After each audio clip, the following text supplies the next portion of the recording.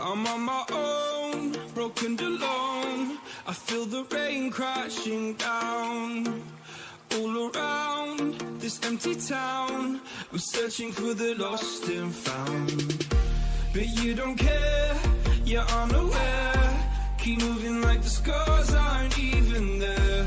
It's in the air like a blazing flare. Just stare 'cause the flames will burn us. I thought you were the one for me. That's why I gave you everything. Held you close by the stormy seas. Oh, you meant the world to me.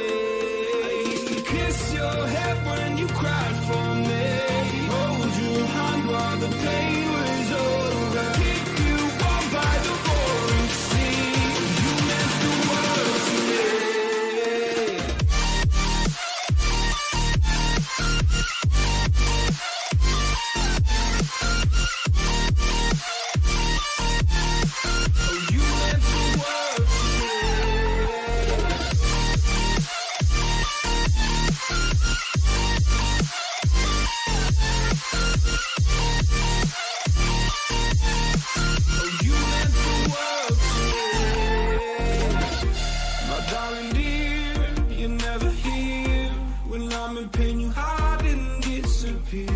Like shadows in the atmosphere, charting the stratosphere. Yeah. I prayed for you and kept you near in hopes you'd chase away my fears. I'm on my own, you made it so, and now I'm chasing nightmares too. I used to run with you through the great big leaves, laugh at you when you laugh at me.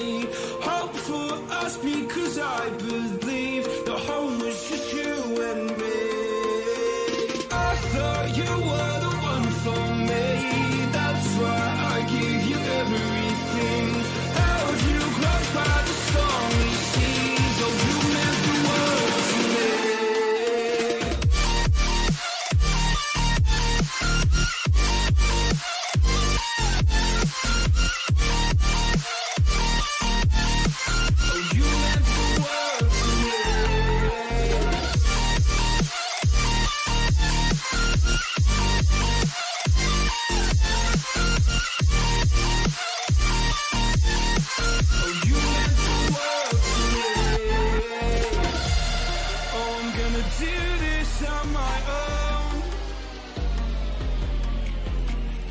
No point in blaming you, you did not know.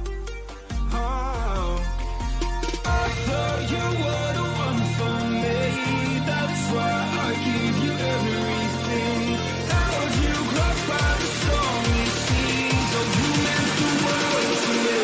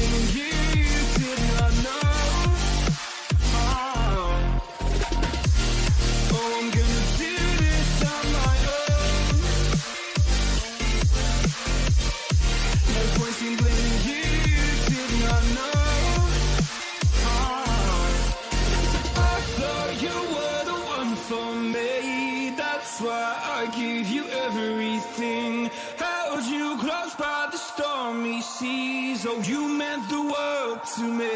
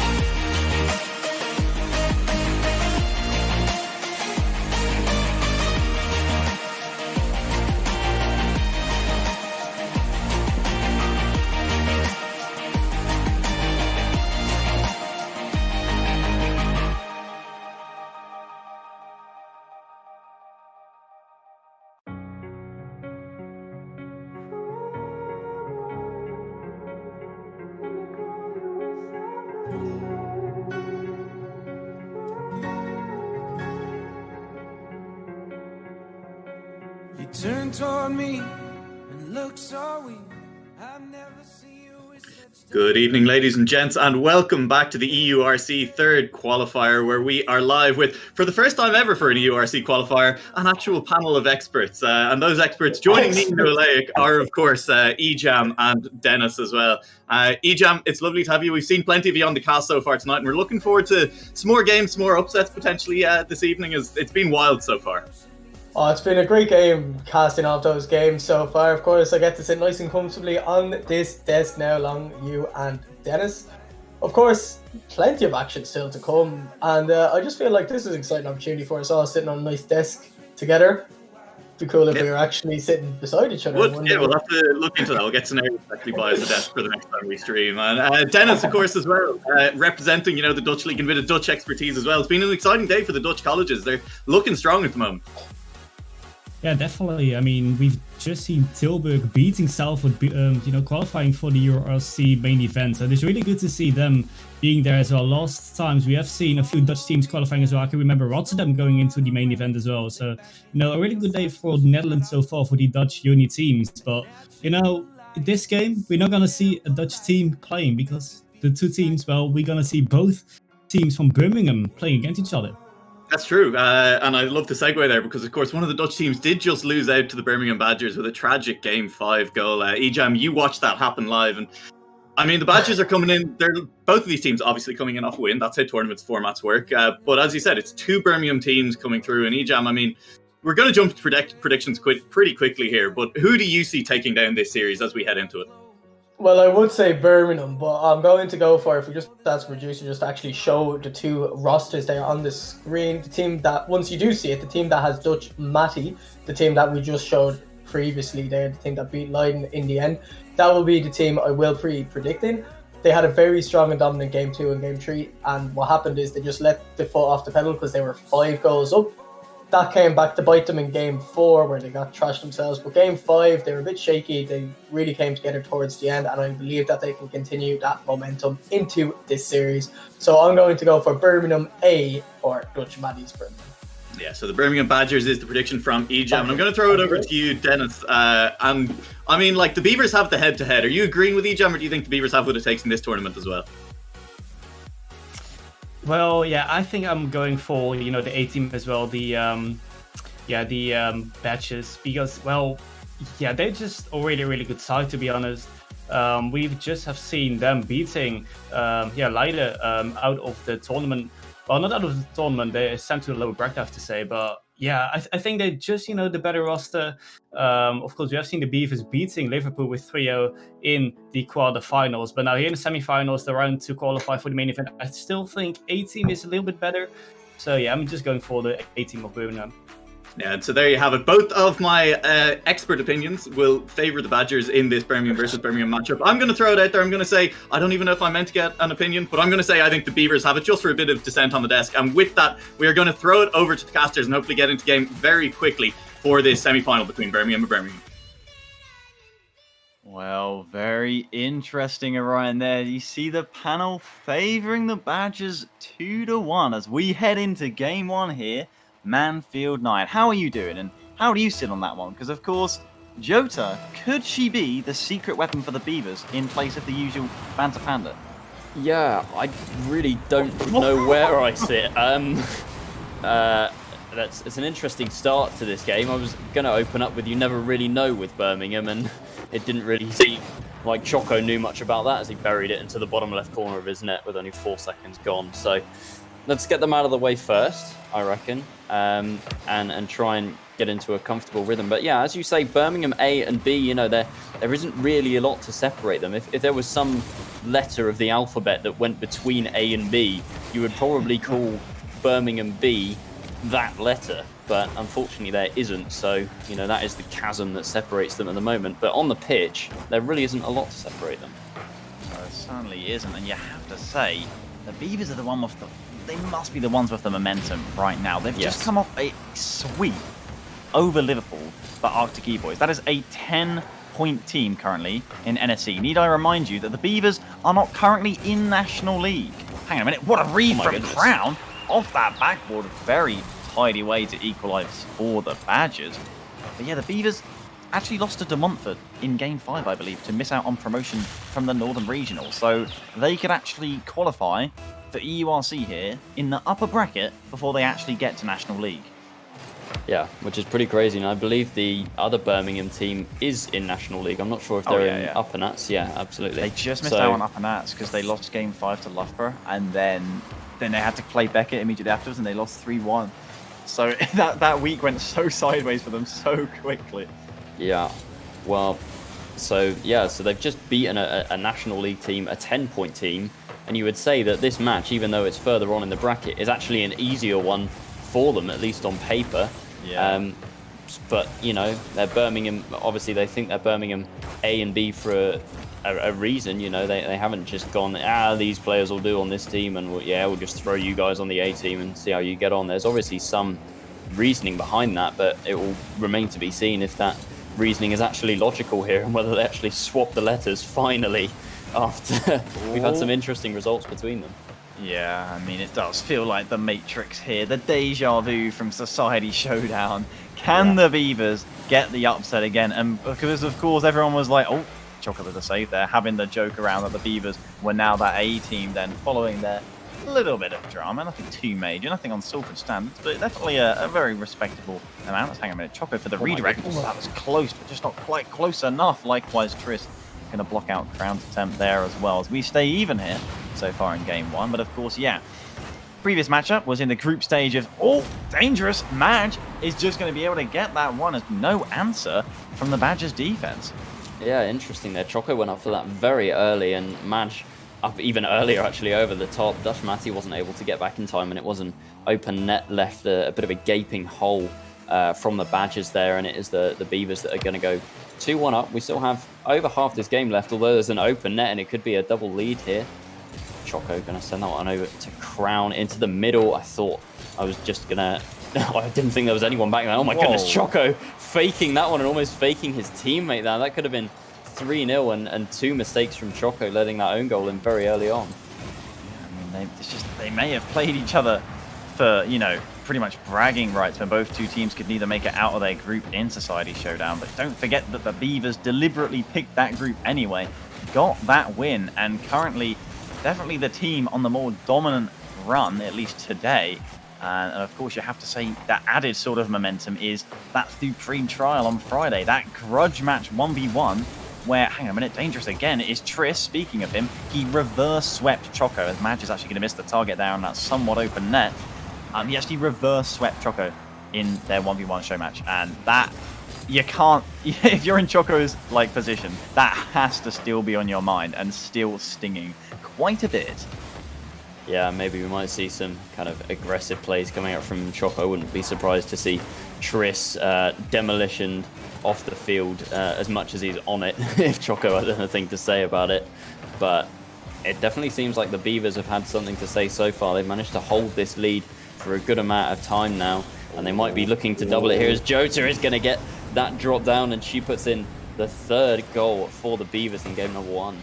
It just feels like the Badgers haven't really had anything. It looks so easy for the Beavers right now, quite literally outclassing the Badgers across the field. I was going to say that it felt like the only time the Badgers even got forward, they scored, and I'm not entirely wrong.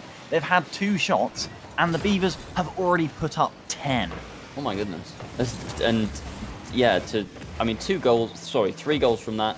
It's a decent it's a decent conversion rate, you would say. We haven't really seen, I would say, too much sustained pressure. It has been very, very back and forth. A lot of times Madge, no. A lot of times we'll see teams just, pressure, and then the other team will just kind of break out the other side, and you might get a counter-attacking goal. But this one has just been end-to-end the entire game so far. Yeah, I'm just thinking about implications in other parts of the bracket, and because of that Game 5 win by Tilburg over Salford, only one of Salford and Liverpool can now make EURC, and there's still very good reason to believe that neither of them might. Liverpool still have to climb their way through that lower bracket and get to that game. We won't talk about that shot from Triss. It probably won't matter at the end of this Game 1. It seems like, hang on a minute, if Birmingham, if we're going to launch a comeback, then that would have been a good time to start it, although it would have been pretty late anyway. as it looks like the Beavers will pretty much walk away with game 1 quite comfortably here.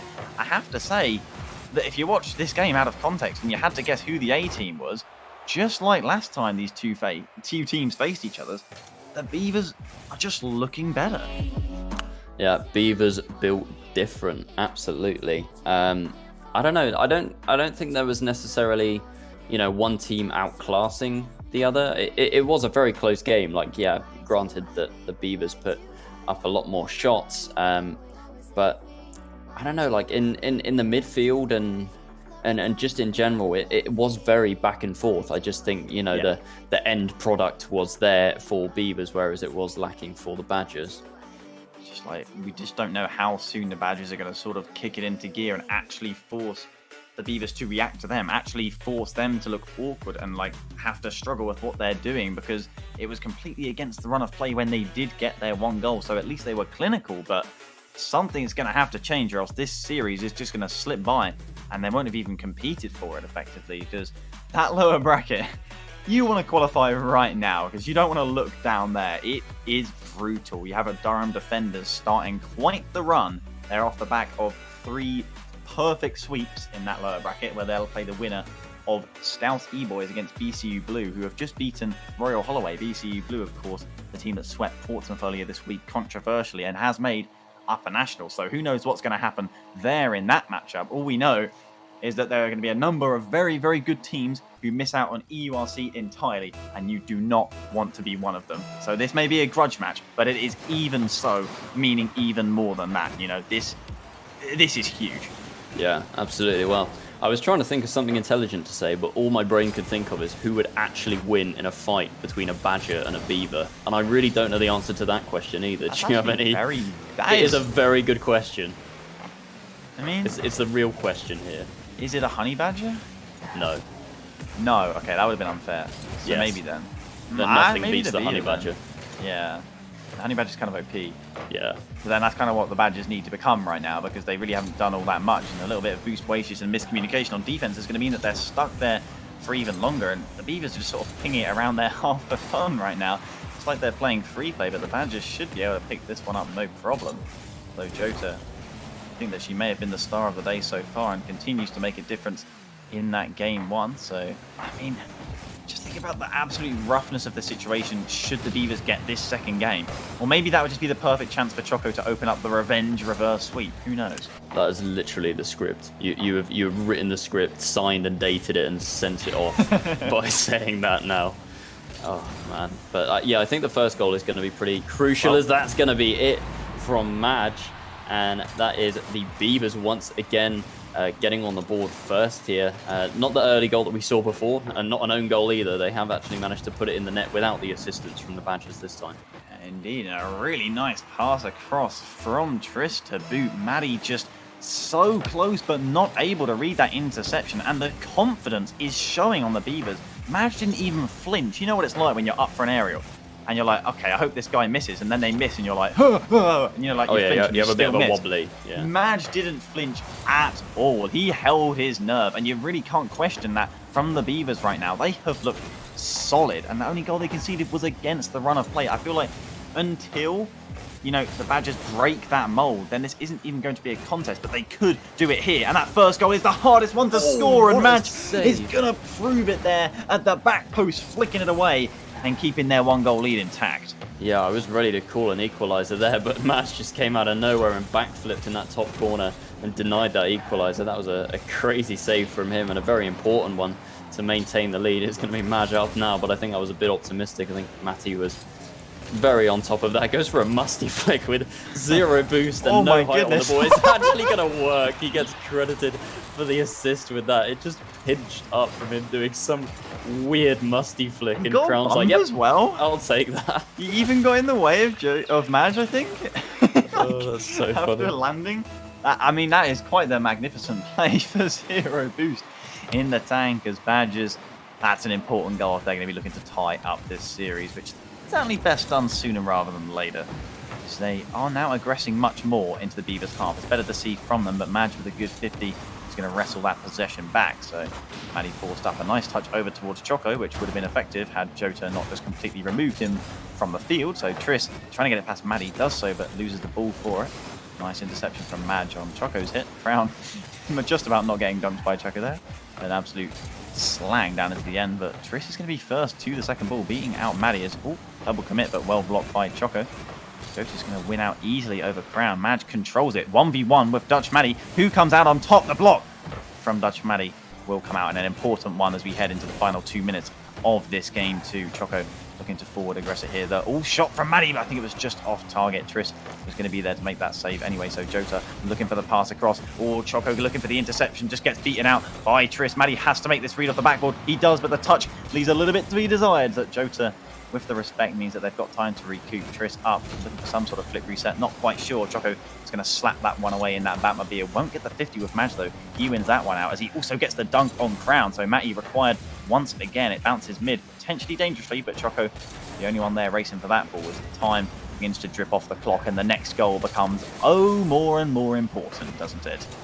Yeah, definitely, and I'm starting to realize like why this game feels so open. Like there's so much space being given in the midfield. As I say that, there was an excellent challenge in the midfield, but in general, you know, teams, each team is just being allowed to push forwards, and then is kind of being defended by like a park the bus strategy, and both teams are doing that.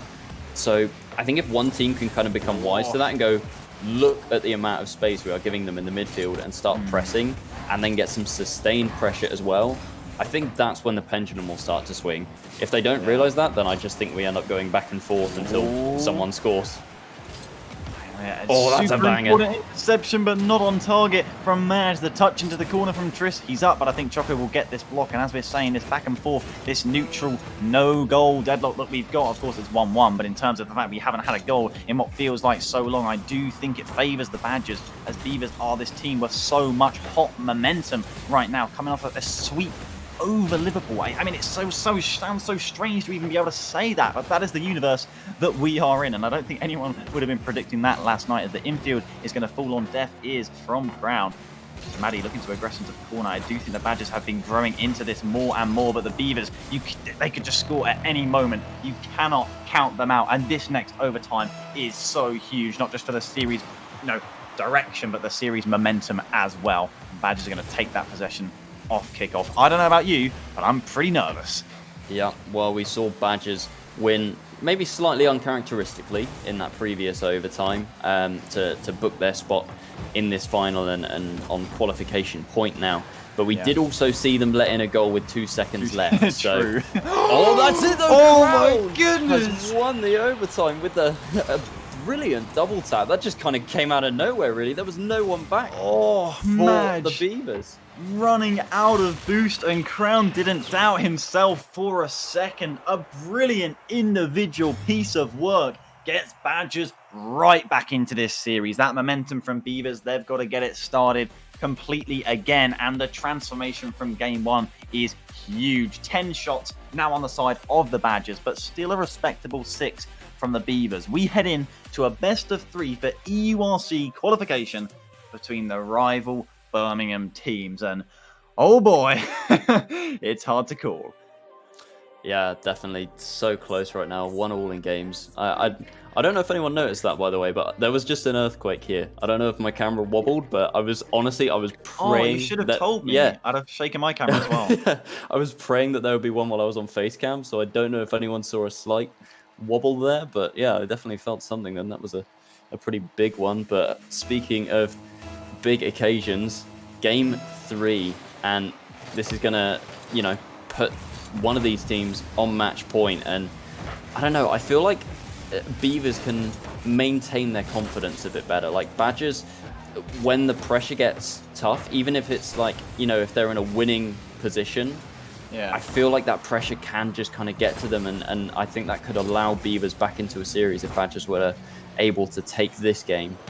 Indeed. I mean, that, this series as a whole, that double touch, would you say it was groundbreaking or ground shaking given your current situation? Oh, I like that. I mean, it truly is. It's shaking the planet. That's how much this series means. The entire world knows it, surely. Yeah, absolutely. a double touch from Crown. Yeah, if my camera had just disconnected or something like that. Oh dear.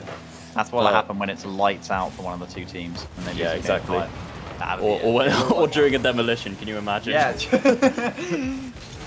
Oh my goodness. We actually get through the first minute without a goal, which, again, I still feel like the static play favours the Badgers more, as you think that Beavers are definitely the team more for the occasion. They're the team that thrives much more off that momentum. But at the end of the day, the Badgers traditionally are the A team for a reason, and I feel that's just because the quality of players on that team is just that tiny margin difference. Of course, the margin's so big that on any given day it pretty much means nothing, right? But in terms of open play for long periods of time, when neither team is being forced to outright panic as much, although as I say that, the Badgers have definitely been forced onto defense for quite a while here, and you do feel like maybe the Badgers can grow into it more. But of course, they're no strangers to losing game 5s, even though they have just come off a win in one, I do believe. So, as you say, that's quite nice for them. The Beavers is going to be denied by a great read there by Crown, who's showing up big here. Oh my goodness! The inter-team passing play. This is what we call Birmingham synergy here. Crown over to Choco, over to Jota, and she just tucks that one away. Top shelf. Beavers and Badgers combining in style, and the Badgers take the lead. Yeah. Technically, any goal that goes in, whether it be an own goal or not, is a Birmingham passing play. That is true. I mean, we've seen two now. We've seen one on each end, so potentially a bit of confusion there. It's like, oh yes, you're on Birmingham. Oh, that's the wrong. I'm such an idiot. I mean, it would have been more awkward if it was Tris, because of course he previously was on the Badgers at the start of that split.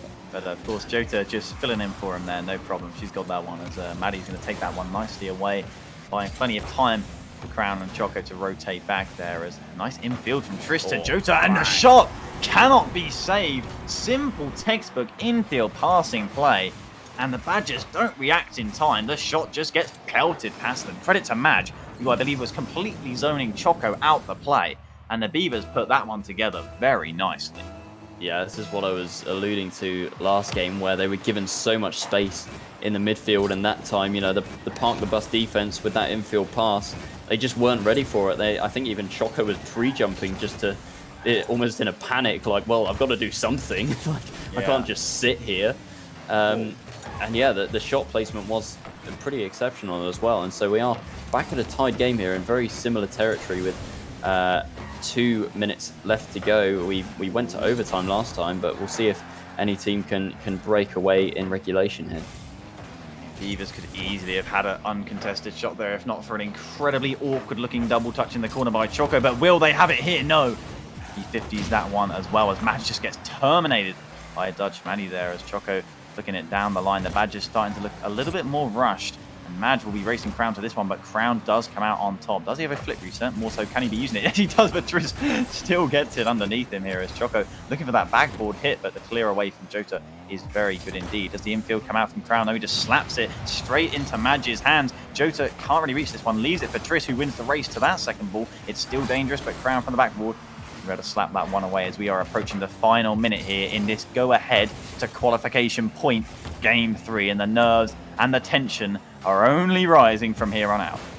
Yeah, I'm starting to notice as well that the Badgers are overcommitting quite a bit, as Matty is going to have to aerial back towards his own goal for that one. I did notice they were almost caught, and there was a ball went off the corner, and if it had been followed up, then it could have been an opportunity. So Badgers, despite trying to get that midfield presence, need to calm down and stay composed on defense, otherwise it is going to bite them. Speaking of composure, I don't know who that was, but it is going to be Choco benefiting from the goal. Not enough boost in the tank from Jota there, and that one's going to find its way in with only 43 seconds left on the clock now. That is a tragic mistake. I think it's an emergency meeting for the Beavers right now. There is definitely an imposter on the Beavers side, and the Badgers are very much a fan of her, as this game 3, a couple costly mistakes could be the difference. Unfortunately, the Beavers have looked so great at moments, but those two mistakes, so painfully costly they could be, but the series far from over yet, let alone this game 3. There's still 20 seconds to be played as Triss is going to cut that one out nicely, but Jota slaps it away down the line, cut out by Crown. The infield, is the shot there? No. Maddie absolutely sent in that 50 with Madge, sorry, as he ends up getting demoed. Can Choco dunk that one out from Triss? He can, by so much time. Crown, can he put it away? Tucks it down low, and the Badgers are going to take game 3 and move 1 game away from qualifying for EURC.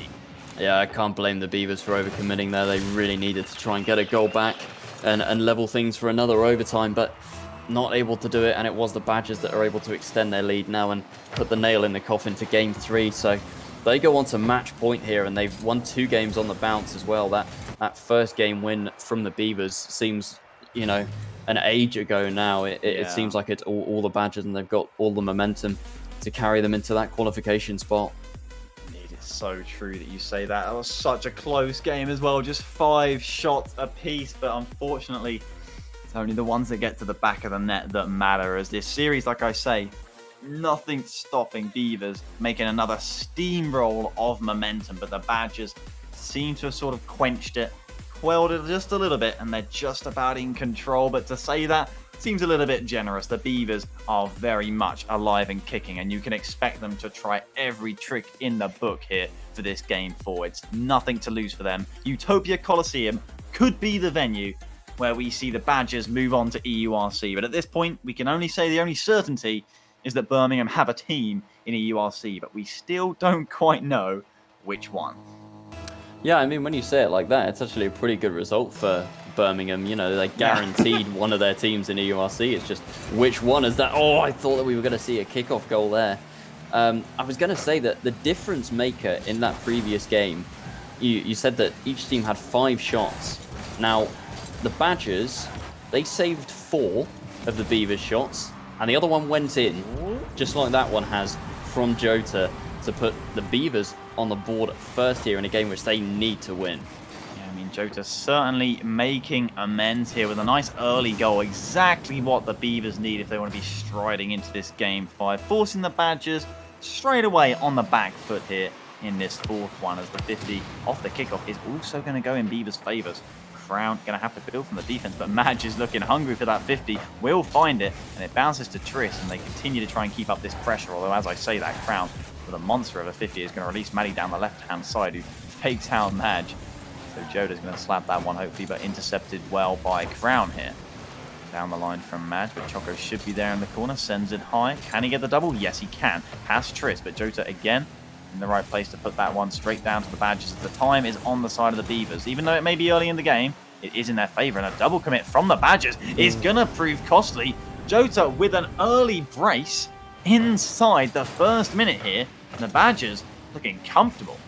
Yeah, and now we are seeing some sustained pressure. It hasn't really, you know, reared its head for the whole series so far, but that was really good from Birmingham, just consistently putting that ball onto the backboard and making players commit, and eventually it was a pretty open net to shoot at for the Beavers, and they have doubled their lead here. We've seen for the majority of games it's been all tied up at 1 apiece, but this time we see a 2-goal cushion, and there's still plenty of time left on the clock. Crown going to cut this one down inside. 50's back to Maddie, but you know, Badger's going to need to start livening up here, as they may have over 3.5 minutes to work with, but it's still 2 goals, and as long as they can keep a tight defense and stay on offense, they will be looking at a much better situation. As the infield towards Crown, but it was so powerful with the sort of almost pinch off the wall there that Crown couldn't quite reach, as the infield cut out nicely from Madge. Can he get the second touch? Actually fakes out Crown, flicks it to the back ball, but Maddie is there to cover and take that ball away from the side, so do not count out the Beavers' counter-attack here. Crown required this time, will clear it away from the corner nicely, but no possession for the Badgers now. Up it goes from Jota, high into the midfield. Choco does win the race to it though. Madge is bouncing down the backboard. It's awkward. Jota comes across, helps it out, and it's just like, you know what, I got this one, no problem. It's all dangerous. Triss does come across and cut that one out as well, as the time looking dangerous. Can Choco read this one easily? Yes, he can. The Badgers, it's quite end-to-end, and maybe this will favour them if they get a counter-attack here through Maddie, as he's, oh, that's so difficult to reach that second touch on the backboard, but I don't know, at some point, you know, Badgers really need to try and get them underneath the hammer, as you can only count on so many counter-attacks actually coming to fruition. Yeah, and it is starting to be a bit of a battle in the midfield now as a pre-jump there. Not going to find it. Crown choosing to drive that one low and cut the lead in half with half time on the clock at the moment. Yeah, Triss, I think he was just unsighted there. Couldn't see Crown behind the ball. And just, yeah, he was just driving past it, basically. Yeah. Not really quite aware that that shot was coming. So a bit of a gap in the defense there, but it was well orchestrated by the Badgers. And this one, it's going to creep in from Choco, the double dunk. Quite literally, Choco the double dunk, gonna get the second 50 on the player that reverse swept him in that 1v1 show match in the Supreme Trials. And just like that, at just over half time, Badgers have just cancelled out that lead from the Beavers. And it's just like completely out of nowhere. Their first was a passing play with 3 players involved, and the Beavers have just curled up, and I don't know what's quite happened to them because the Badgers just turned on the heat. But as I say that, away to the backboard, but Crown will clear that one away, and game 4 is spicing up very nicely. But Maddie gonna make an all-important touch on defense there to deny the second shot to come through for the Beavers. Badge looking to aggress early. It's onto the backboard. Jota's there. The shot, the save from Choco, diving across the net at the dead. The Beavers are held even here, but they are continuing to press, and the Badgers are reeling. They're flaning out of the defense. Crown is going to have to buy time here. He needs this corner boost. He gets it, challenges Jota, does so well. He's going to get the possession off of that huge 50. Triss coming across, but both Birmingham Beavers players now awkwardly in the corner. Choco can't hit the angle, and Triss is going to be able to clear that one away, but messy defending from the Beavers as things are definitely getting a little bit panicky here, as the next goal could be the all-important one. Yeah, a little bit panicky, a little bit more scrappy now. It's players aren't really finding each other as much as just hit it away from the other team and try and make them awkward. And we are seeing a more, open style of play once more, but it seems like the speed and the pace of the game has picked up. And I think it's, whoever can just match that speed and overcome the other team in terms of pure pace might start to be able to gain some leverage here in this game with only a minute left now. It is so tense. Badge around the backboard, but Badgers have got the numbers back. But do they have too many back, as they can't seem to break off the offense with the ball? Choco hits that one away, but no possession can really be gathered. Crown just double jumping means that the Beavers can aggress once again. Triss racing, but Maddie playing reactively, gives him space and respect. He's going to come out with the ball. Jota tries to dunk Maddie, but does not get the success on that. Choco, though, he can't put that shot on target, and Maddie's have to sort of slap it across in the direction of Crown, but Jota's there first with the pinch. It's round, it's dangerous, matches up, but Crown is there as well. Coming to the end of regulation here, Crown again finds himself parking and reversing. Triss in the corner, looking for the infield, but it's cut out again by Maddie, who seems to be making so many important touches on defense. Of course, don't forget that huge one. That's an awkward one. It's dangerous, but dangerous. All 3 players back once again, as it's just completely like all stations are go whenever either of these teams are forced back on defense. And we continue to see if that is the case here in overtime. Next goal would send the Badgers to EURC. Yeah, this is going to be a real test of mental fortitude for both of these teams. I think, the winner is going to be the one that can hold their nerve, as Madge denies that, got bumped and managed to somehow scramble out of his net in Manuel Neuer style. Incredible. And hit that ball away. Oh, it's so tense right now. I can't call it either way, but I think they're just throwing everything in the kitchen sink at it and hoping something will stick, as Jota has sent us to game 5. A costly whiff from Maddie on the backboard. Crown rushing his second hit. All he ends up doing is passing it to Jota. The panic causing the costly defense from the Badgers, and they're going to have to try and do it all again here, because we are going to game 5 between the Badgers and the Beavers. The next 5 minutes will decide who goes to EURC and who goes to a very scary looking lower bracket. Yeah, Jota absolutely popped off that game. Hat-trick for her, 7 shots put onto the net there, and only 3 saves coming out from the Badgers. I honestly thought that the Badgers, were looking to take the series. They took 2 games on the bounce and they looked comfortable and composed, and it just seems like they're falling into this pattern of the more pressure that is put on themselves, they just start to crumble and cracks start to appear, and the Beavers are just rallying behind that and are starting to show signs that they could actually take this over their own A team.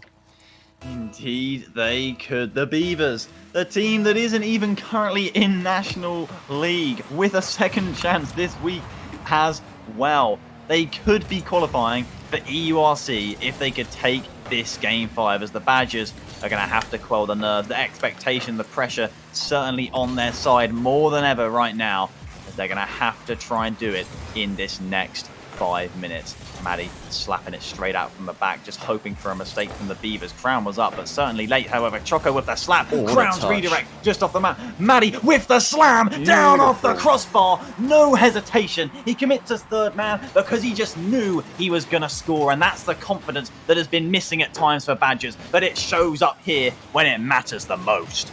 Yeah, that's how you make a play. Technically, it was a three-man passing play, although Crown kind of found himself on the goal line. He was like, oh, I should probably do something helpful with this instead of just save it. But that pass up and allowing Matty to shoot, that actually worked really well for them, and they managed to get on the board first here. Very crucial goal. It's still early, so the Beavers have a lot of time to build some momentum in this one game here and get back into it, which they have done previously. But yeah, great for the Badgers to get on the board first after losing that previous game in overtime.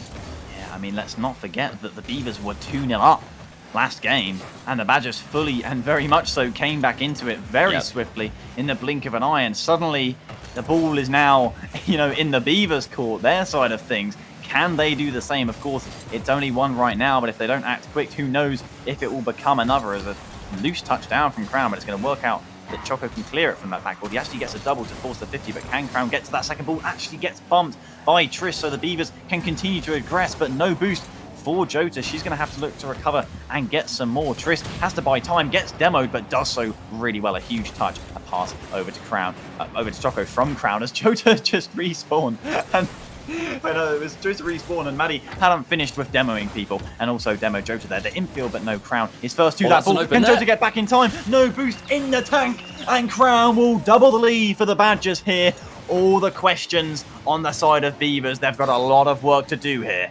Oh no, Beavers just completely fell asleep for a second there. Jota was a bit too far up on that midfield line and got caught out. Triss, I don't know where he was, maybe getting some boost and looking to rotate back, but it was a slow rotation, and Crown saw that opportunity and took it. Shot very accurate from beyond the halfway line, and now the Beavers have to do exactly what the Badgers did last game and make that 2-goal cushion evaporate.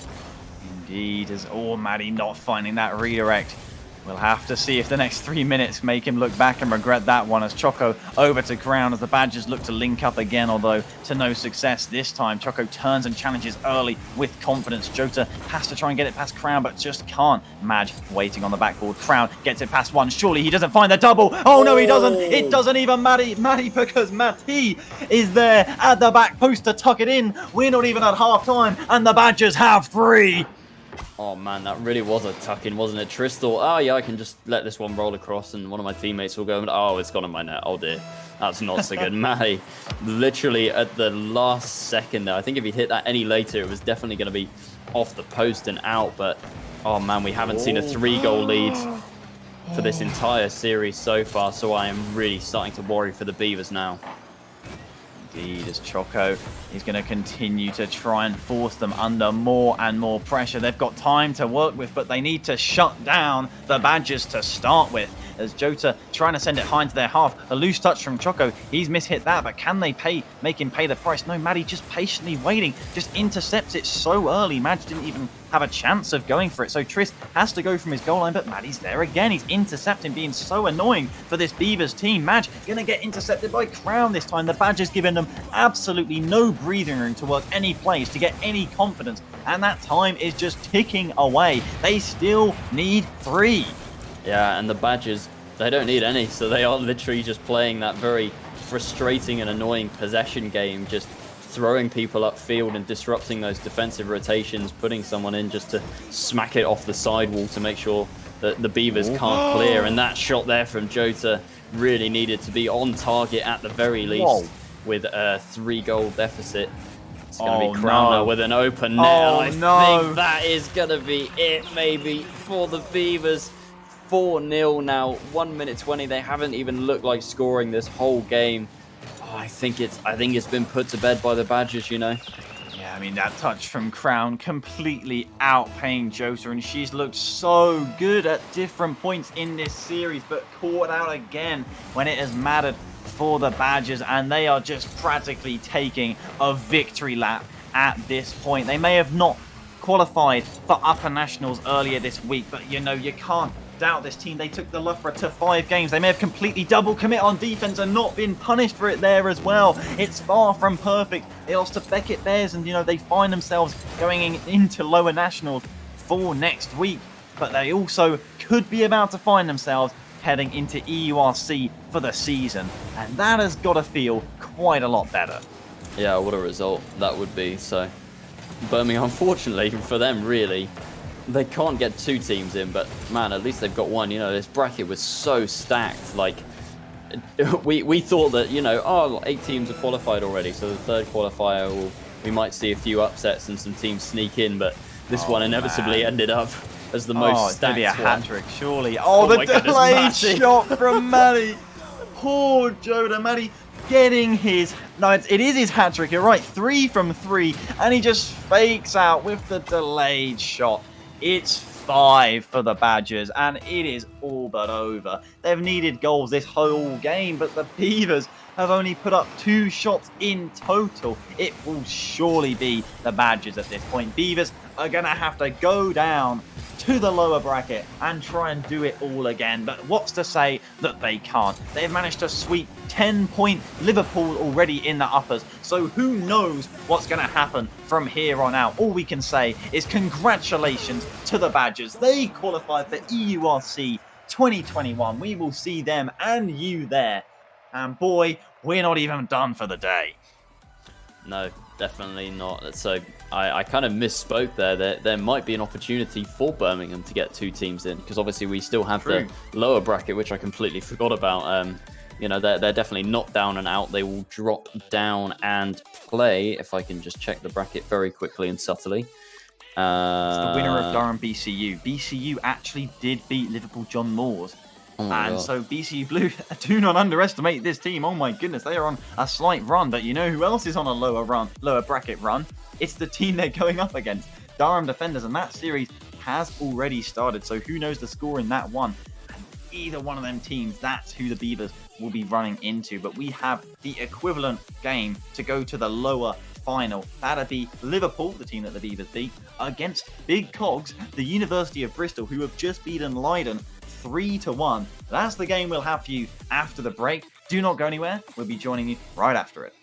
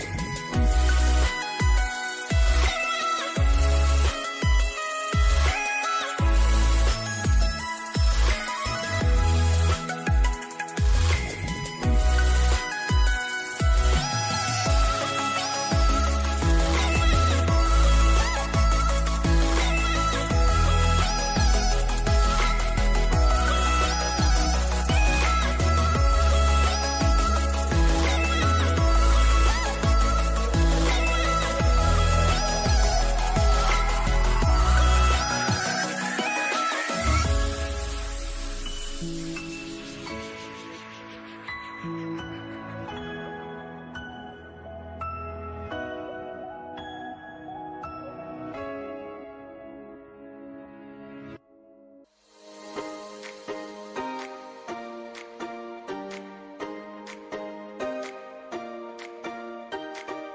recall the past again tonight.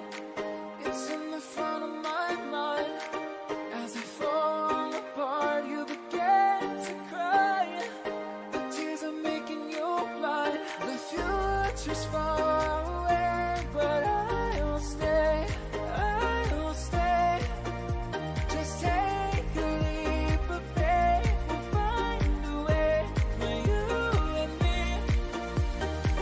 Can look back and run from what I feel inside.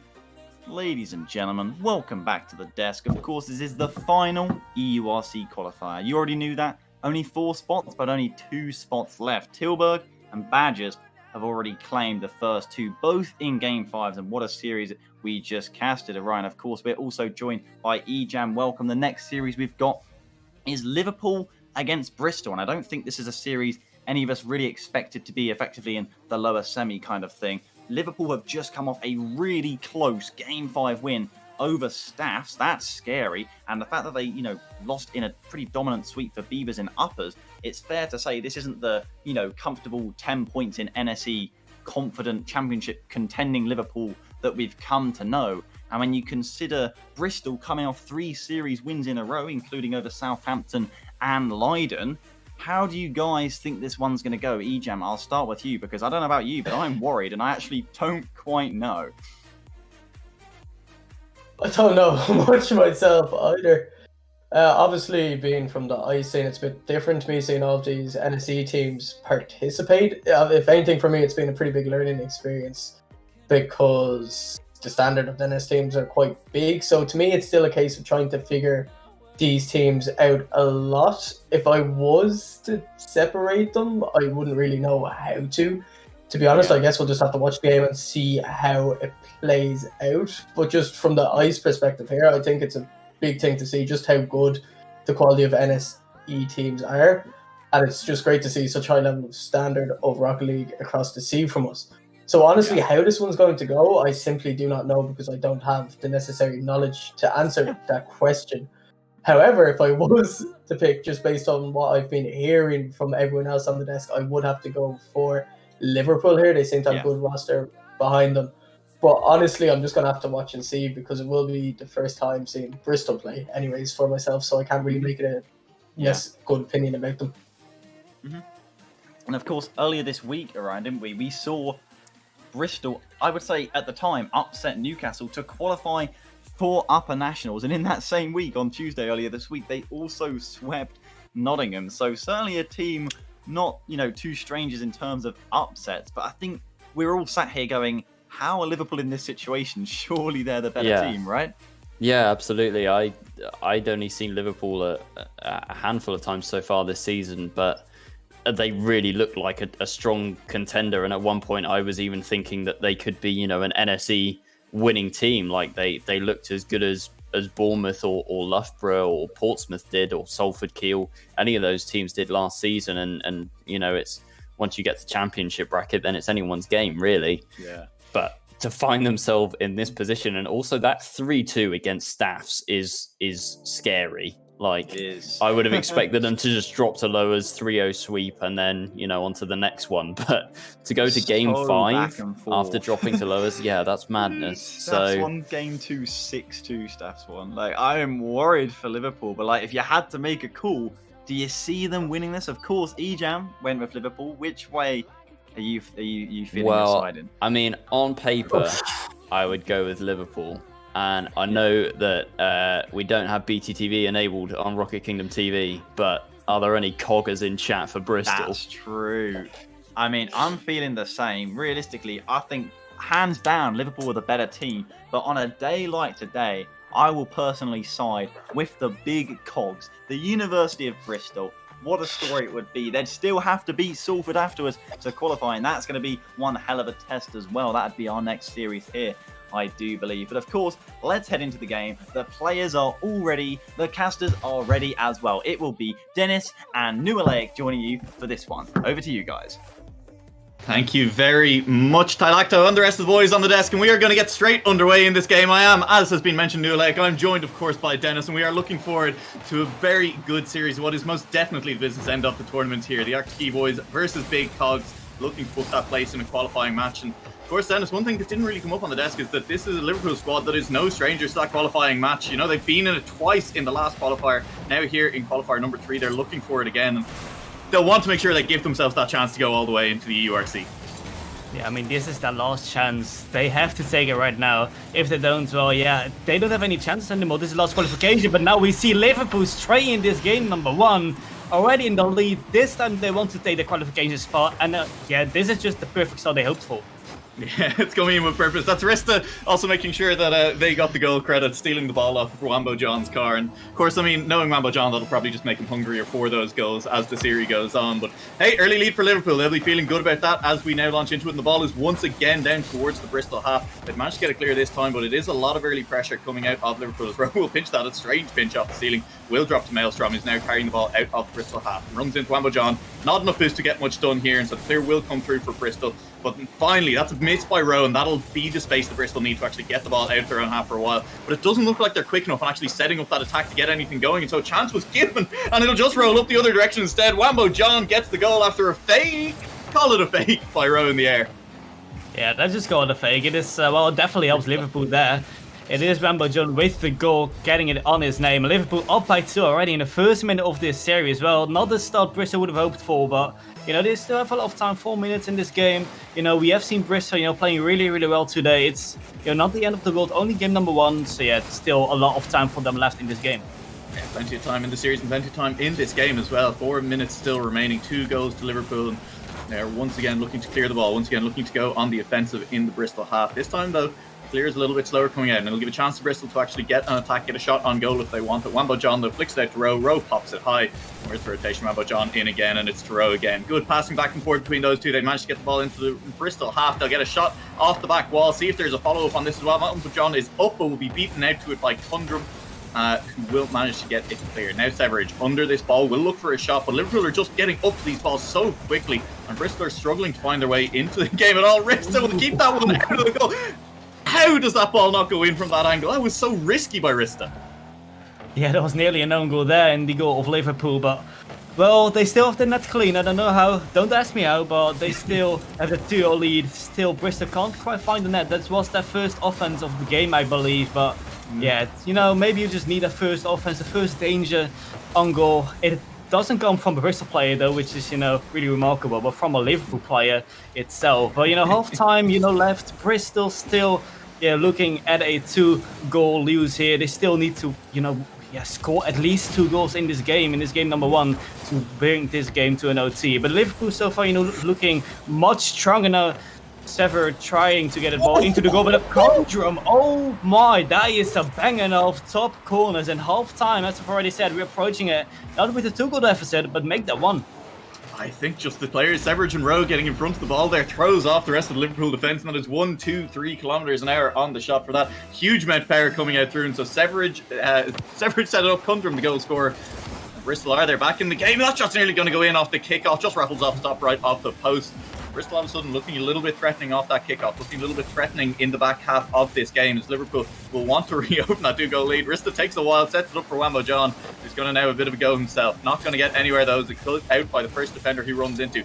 Infield passing plays are attempted here by Liverpool, but there's nothing really coming off for them at the moment. And the early pressure that we saw out of Liverpool has started to slow down. They're not really finding the shots on target, not finding the consistent pressure in the Bristol half anymore.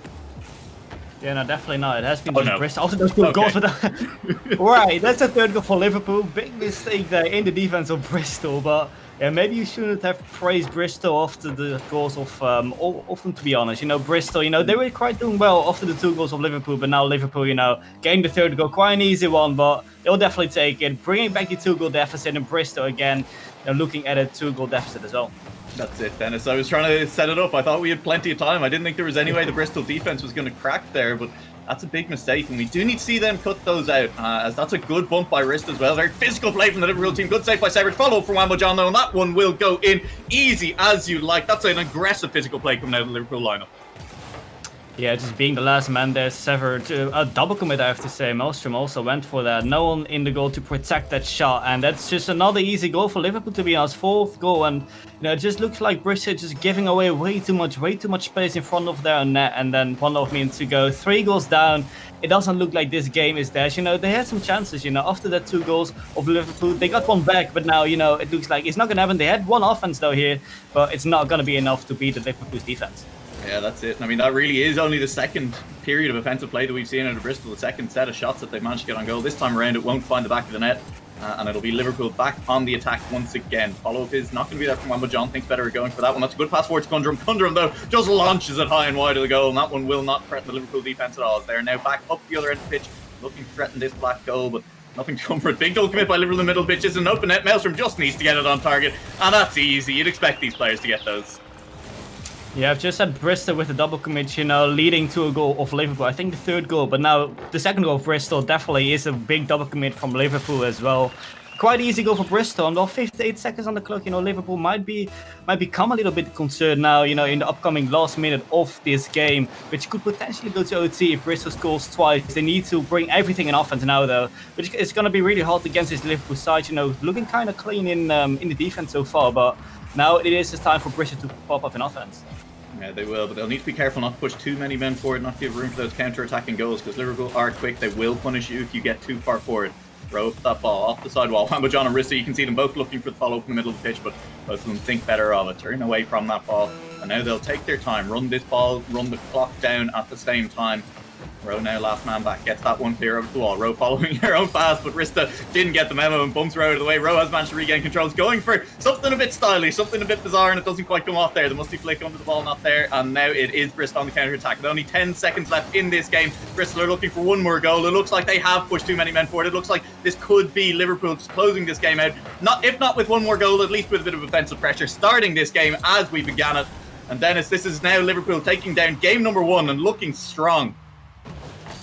Yeah, definitely. They are looking very, very strong. 2 early goals in this game. In the end, a 2-goal deficit as well. Not with 2-0, but with 4-2. Bristol, we saw them, kind of coming back after those 2 goals of Liverpool. We still saw them making a goal. But then, not too long after, they made a big mistake in defense, leading to a 3rd goal of Liverpool. And looked like they just lost it from there on. So, Liverpool, good performance from them. Very good first game. Of course, they did best of 5. Game 1, it isn't the worst, but definitely Bristol, they need to get themselves up together to, beat them in game number 2, because game number 2 is going to be vital for Bristol. You don't want to let people be in match point in game number 3. So Bristol, it's all for them now in game number 2. It needs to be their game, or otherwise they can have a really, really hard series. Yeah, and what it looked like to me was the goals in that game in general. Neither team showed us a huge amount of kind of very high-level attacking Rocket League. What we saw was a lot of mistakes on defense, not just from the Bristol side, and obviously you kind of brought it up. A lot of their goals that went in for Liverpool were Bristol mistakes on defense, but the 2 Bristol goals were kind of defensive mistakes from Liverpool as well. So there's room there for Liverpool to slip up more and for Bristol to come back into the series that way, I think. Yeah, definitely. We have seen some defensive mistakes, from both sides, but just also from Liverpool, the side who we have just seen winning. So maybe if Bristol makes less of those defensive mistakes, capitalizes on the Liverpool's defensive mistakes, I can see a win here for Bristol, in game number 2. I can give them hope. They're definitely not out of the series. It's definitely not a one-sided series yet, but we have to see how this game 2 goes. But Liverpool already in the offense, but can't quite make a goal there. It is a really, really good offense, but unfortunately, I have to say, it's not going in. Yeah, and Bristol's defense up to the challenge so far. Their offense, though, not quite there as Maelstrom misses the open shot on net. And so it won't be goal back to the other end. But both teams stepping it up here early in game number 2. Kundrum will knock this one off the back wall. No follow-up there. Bristol and Rowe both sitting under that ball. Very easy clear for them. That's a little bit messed up by Rowe, though, and that means there's a chance for Bristol to get on that. Missed again. Rowe's completely run out of boost here, and so it'll be on Wambo John to bring this ball to the other end of the pitch. Does so well. We're now back up in the Bristol half. We spent a lot of time here so far in the series. In game 1, Liverpool really were the team who had all of the offensive pressure, but we've made it a minute into this game, and they haven't conceded. Bristol haven't conceded yet. This is definitely a little bit tighter, a little bit faster from Bristol so far in game 2.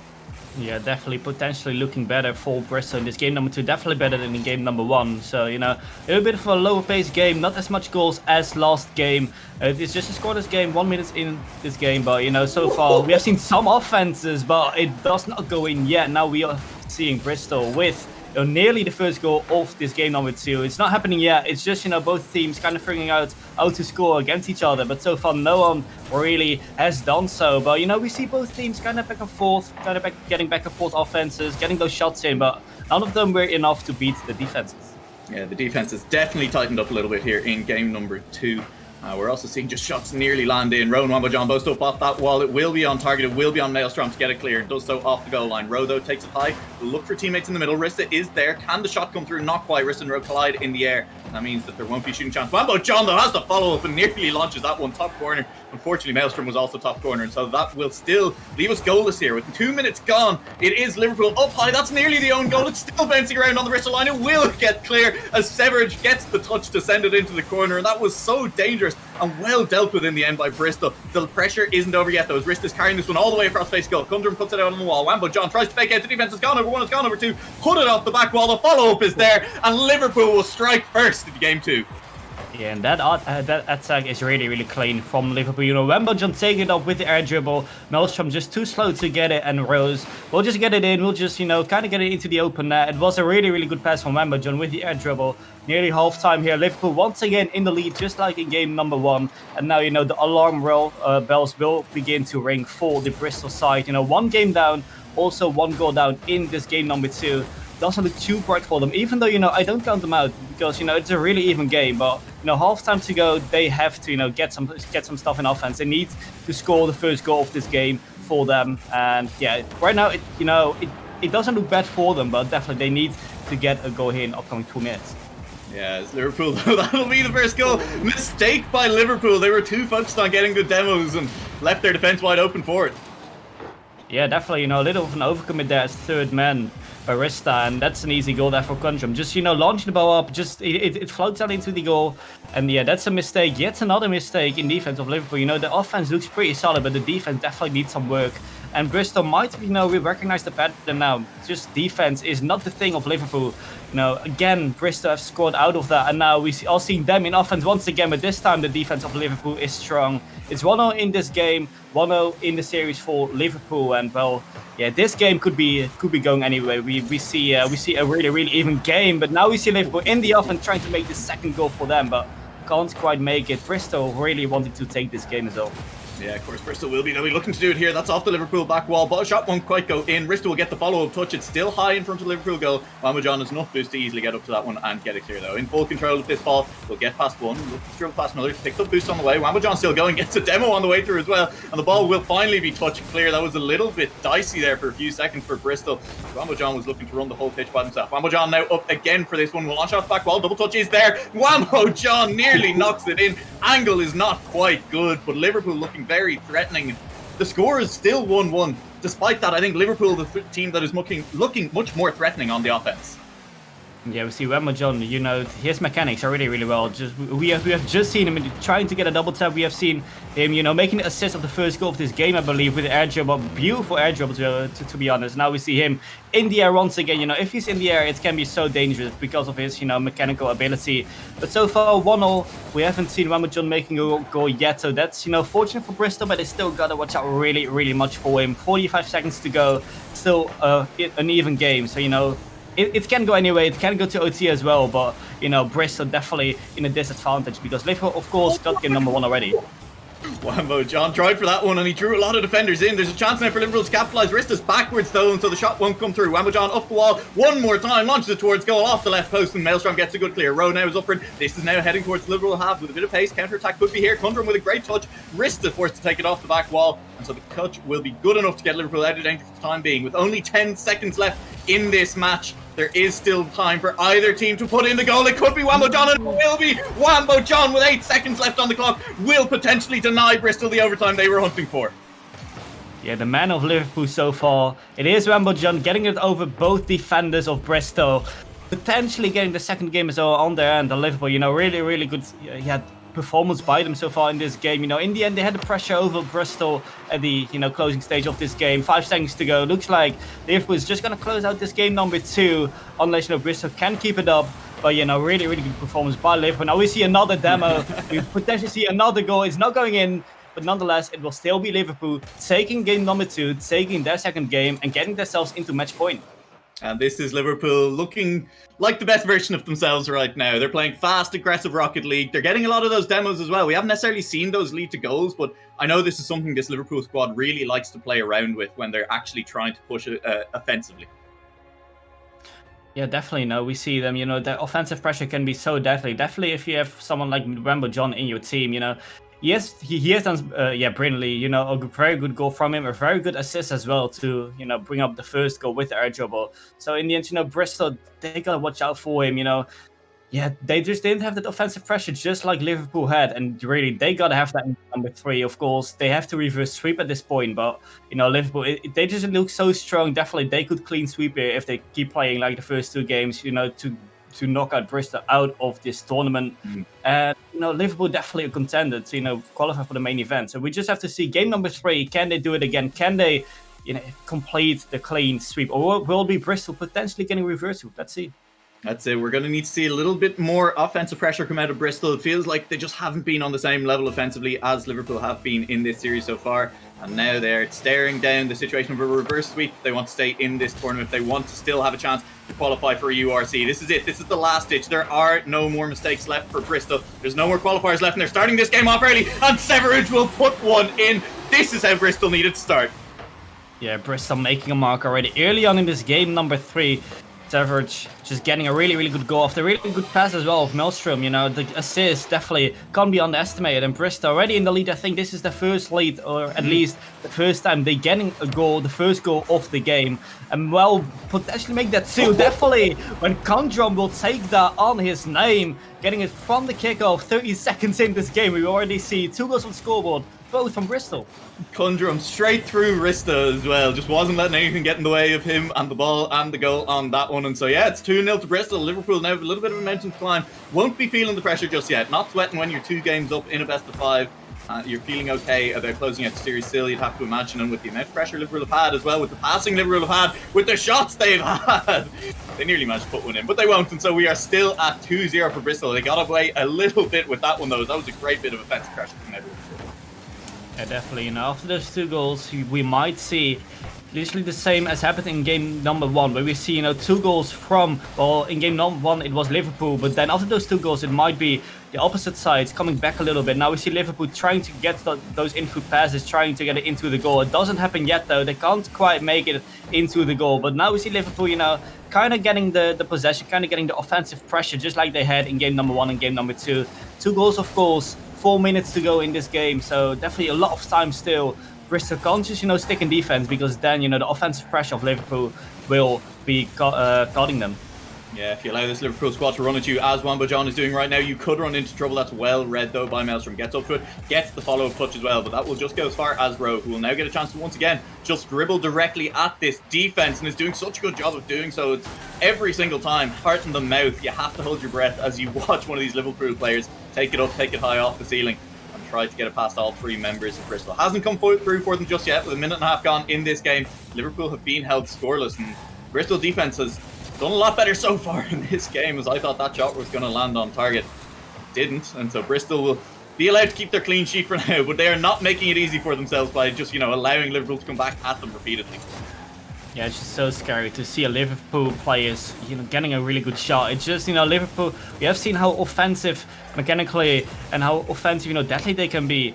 But, you know, so far we haven't seen much of that in this game number 3, where Bristol still, you know, every time Liverpool, they get that shot, it's just Bristol being in defense, kind of hoping it's not on target, because, you know, those 3 players of Liverpool, it's just so hard to defend them. But so far, you know, Liverpool not having had any single goal, which is, you know, remarkable. We have seen them game 1, game number 2, so good in offense, but so far Bristol 2 early goals, and those are the only goals for this game so far.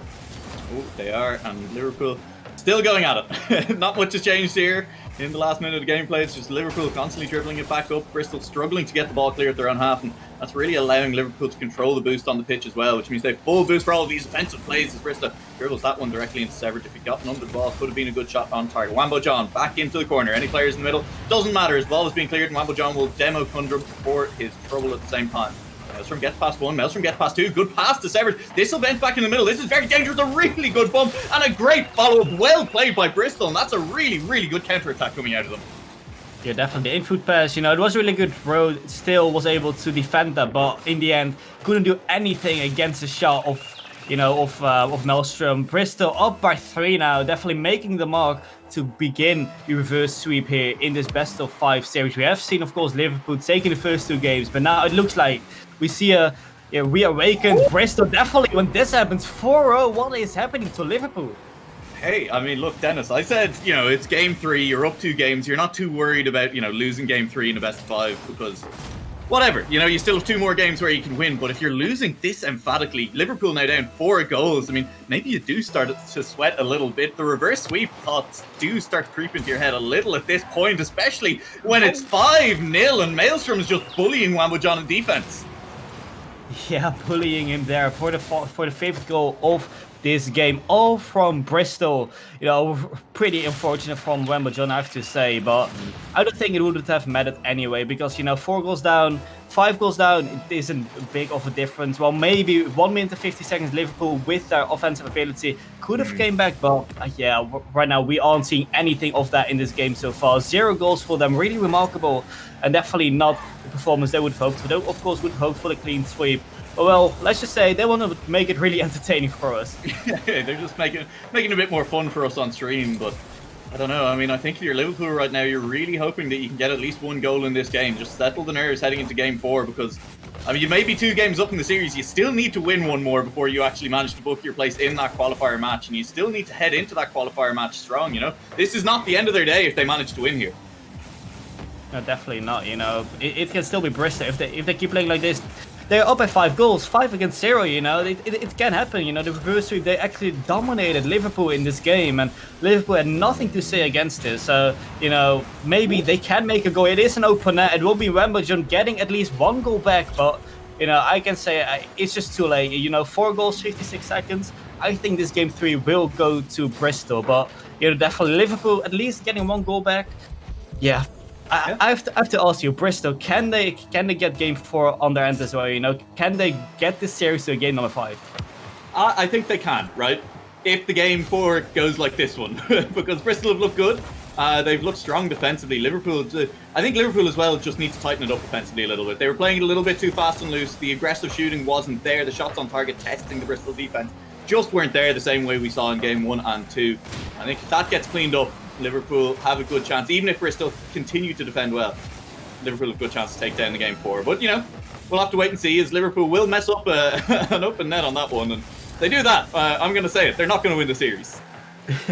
Yeah, if they just, stealing the goals from each other. Well, not even the goal, just the chances from each other, not scoring them, the open nets. Well, if you don't score the open nets against Bristol, they will score the open nets against you. You can just wait for it. Well, 10 seconds left in this game number 3. A game Liverpool hope to win to complete the clean sweep, but now 5-1 against Bristol. Bristol win here, the first one of this series. Yeah, this is just, a reawakened Bristol, a complete other Bristol than we have seen in game 1 and game number 2. And Liverpool, they need to open their eyes now, because, well, they don't want this series to go to game number 5, because then Bristol will have a lot of momentum coming with them. Yeah, Liverpool do need to be careful. I think what was catching them out and what started, the absolute huge sweep of goals the Bristol got in this game was Liverpool maybe being a little bit too aggressive and a little bit too confident in their aggression, and leaving a little bit too much space at the back. The counter-attacks that came through from Bristol were just very effective. And of course, they did get a little bit lucky. There was a couple of kickoff goals, but at the end of the day, those happen in Rocket League, and you just need to be aware of things like that potentially happening anyway. Yeah, definitely. They can't just give so much space against the Bristol guys. Bristol, they have been, maybe dominated in game 1 and game number 2. Well, I wouldn't say dominated. They have been beaten in game 1 and game number 2, but it doesn't mean you can just, chill in your chair, maybe, can't disrespect them still. Yeah, getting a little drink, it can't happen in game number 3. Well, game number 3 was all Bristol, but game number 4, it can be really important for both sides. Bristol, of course, still need to win. Of course, they needed to win 3 in a row. They won once now, but can they do it twice or even 3 times in a row? It will be Liverpool trying to prevent that and closing out this series in game number 4. Exactly. Every reverse sweep starts with a single game. Bristol have got that single game. Now they just need to get 2 and 3 as well. Liverpool looking to deny them. This is again a good kickoff though for Bristol. Again in the Liverpool half. But 2 quick demos. Liverpool have a game plan here, I think, as they get 2 demos. But we saw this last game. It didn't really work out for them as it left a lot of space. Those players looking for demos means that there wasn't anyone back on defense just there for a few seconds. Scary. They've weathered the storm for the time being, and it'll mean that Rowe can put this ball forward. Kundrum will get back in the way. Rist not able to get the bump out of the way. Kundrum now carrying pass, will run into Wambo John, high in the air in the middle of the pitch. Severed with a shot towards goal, will be touched out to the side corner by Rowe, who will struggle a little bit to get under that. That is an awkward bounce out sideways. So Liverpool are using a lot of boost to just stay here, not get any distance away from their goal, which could give Bristol a chance. They finally managed to get, and you can see Rowe off in the distance, stealing boost away from the Bristol corner. Liverpool have no interest in remaining boost star for long in this game. Yeah, definitely not. Here in game number 4, we have seen, Liverpool trying to make some goals, trying to make the offense, but right now they need to get a forced save. But so far, kind of going back and forth. We see one shot from Bristol, not too dangerous for the Liverpool defense. So, things have calmed down a little bit. Bristol not getting 2 early goals in this game number 4, just like they've done in game number 3. But it will be Liverpool with a great goal. Rowe will just getting into the top corner. 1 minute in this game number 4, and will be Liverpool back again with offensive abilities. 2 defenders pre-jump at the same time, and Rowe still finds the angle to get past both of them. Really well played shot on that one. Rowe opens up the scoring in the top left corner, and Liverpool, I think, will start to feel a lot more comfortable very quickly in this series. The start of this, they still look tentative. They still were giving a lot of respect to Bristol, but that goal, I think, is definitely going to settle them in as long as they don't give an early one over in the other direction as well. Severidge not able to find the dunk onto Rista on that, or onto Rowe on that one. Rista will now be trying to move the ball forward. Liverpool still spending a lot more time pinned up in their own half in this game 4 than they did in games 1 and 2. And the ball is dropping dangerously near their line. No shots to be found for Bristol, but at least they're being given the space to do so by Liverpool now. Maelstrom now trying to get it into the corner, trying to get it into the middle. Nearly a great pass, but Liverpool just there to clear it out. Now the ball falls into the middle again. Liverpool kind of getting under the pressure there. Bristol, after the first goal of Liverpool, trying to come back. Of course, they need to, because otherwise they will be knocked out of this qualifier. No chance for them anymore to qualify for the main event, because of course this is the last qualifier. It is Bristol. They need to win twice in a row, otherwise they will be out of this qualifier. Can't qualify for the main event anymore. But so far, Liverpool still with a 1-goal lead. Game number 4, match point for them still. Yeah, Bristol, we have seen them kind of getting offense, but it's not enough yet to beat the Liverpool's defense. Yeah, and this could be a little bit dangerous by Liverpool. Rista chooses not to turn on that one, gives it to Rowe, and Rowe finds the placement again. Crossbar down. You love to see it. Yeah, Rowe with yet another goal, the second of him today, or not today, just off this game alone. And well, a great goal from him on the side of the cross with 2 players in goal, kind of, nailed to the ground. Well, you're not going to reach it if the ball drops from the crossbar. If you're just staying on the ground, you're not going to make that any day of the week. So, half time to go. Bristol, once again, they're under the pressure. They need 2 goals. Well, only 1 goal now from the defensive mistakes. For defensive mistake from Liverpool. Severidge will definitely just take that, kind of a pre-jump there from a Liverpool defender. I don't really know what happened there. Yeah, Rista just misjudging the ball. Happens to the best of us, I suppose. And this time around, unfortunately, leads to a goal in the other direction. Liverpool under a little bit more pressure again. That 2-goal lead has dropped to 1 goal. That 2-goal lead has dropped to a no-goal lead. Bristol are right back in it. Yeah. That is one of the fastest turnarounds of a game I've ever seen, It's 2 goals down and then probably like 3 seconds, it's 2-all. It is just Rocket League, Bristol completely back in this game, completely back in this series as well. And, it's just all for them now. They are just so close to, get this game, to get this series to a game number 5, They have the momentum, but never mind. Rista will just take the 3rd goal for Liverpool and get themselves a 1-goal lead back again. And I think there's 2 important things about that. It's one, you get the kickoff goal back the other direction. That helps you feel not as bad about the fact there was a lucky goal against you. You get one back the other direction. And the other part is that it's Rista who gave away that first goal as well with a little bit of a mistake. So confidence restored on multiple fronts for Liverpool here with that goal. And they'll be feeling a lot better right now about the game. They'll want to open the lead back up to the 2 goals they had earlier. They'll want to put this game to bed as quickly as possible, and it'll be Wambo John looking to do. We've seen a great infield pass. Final shot isn't quite there, but that was a 3-man play from Liverpool, looking very threatening out of almost nowhere. They do need to be careful. They need to get these rotations on offense. Wambo John buying time with a touch to the side.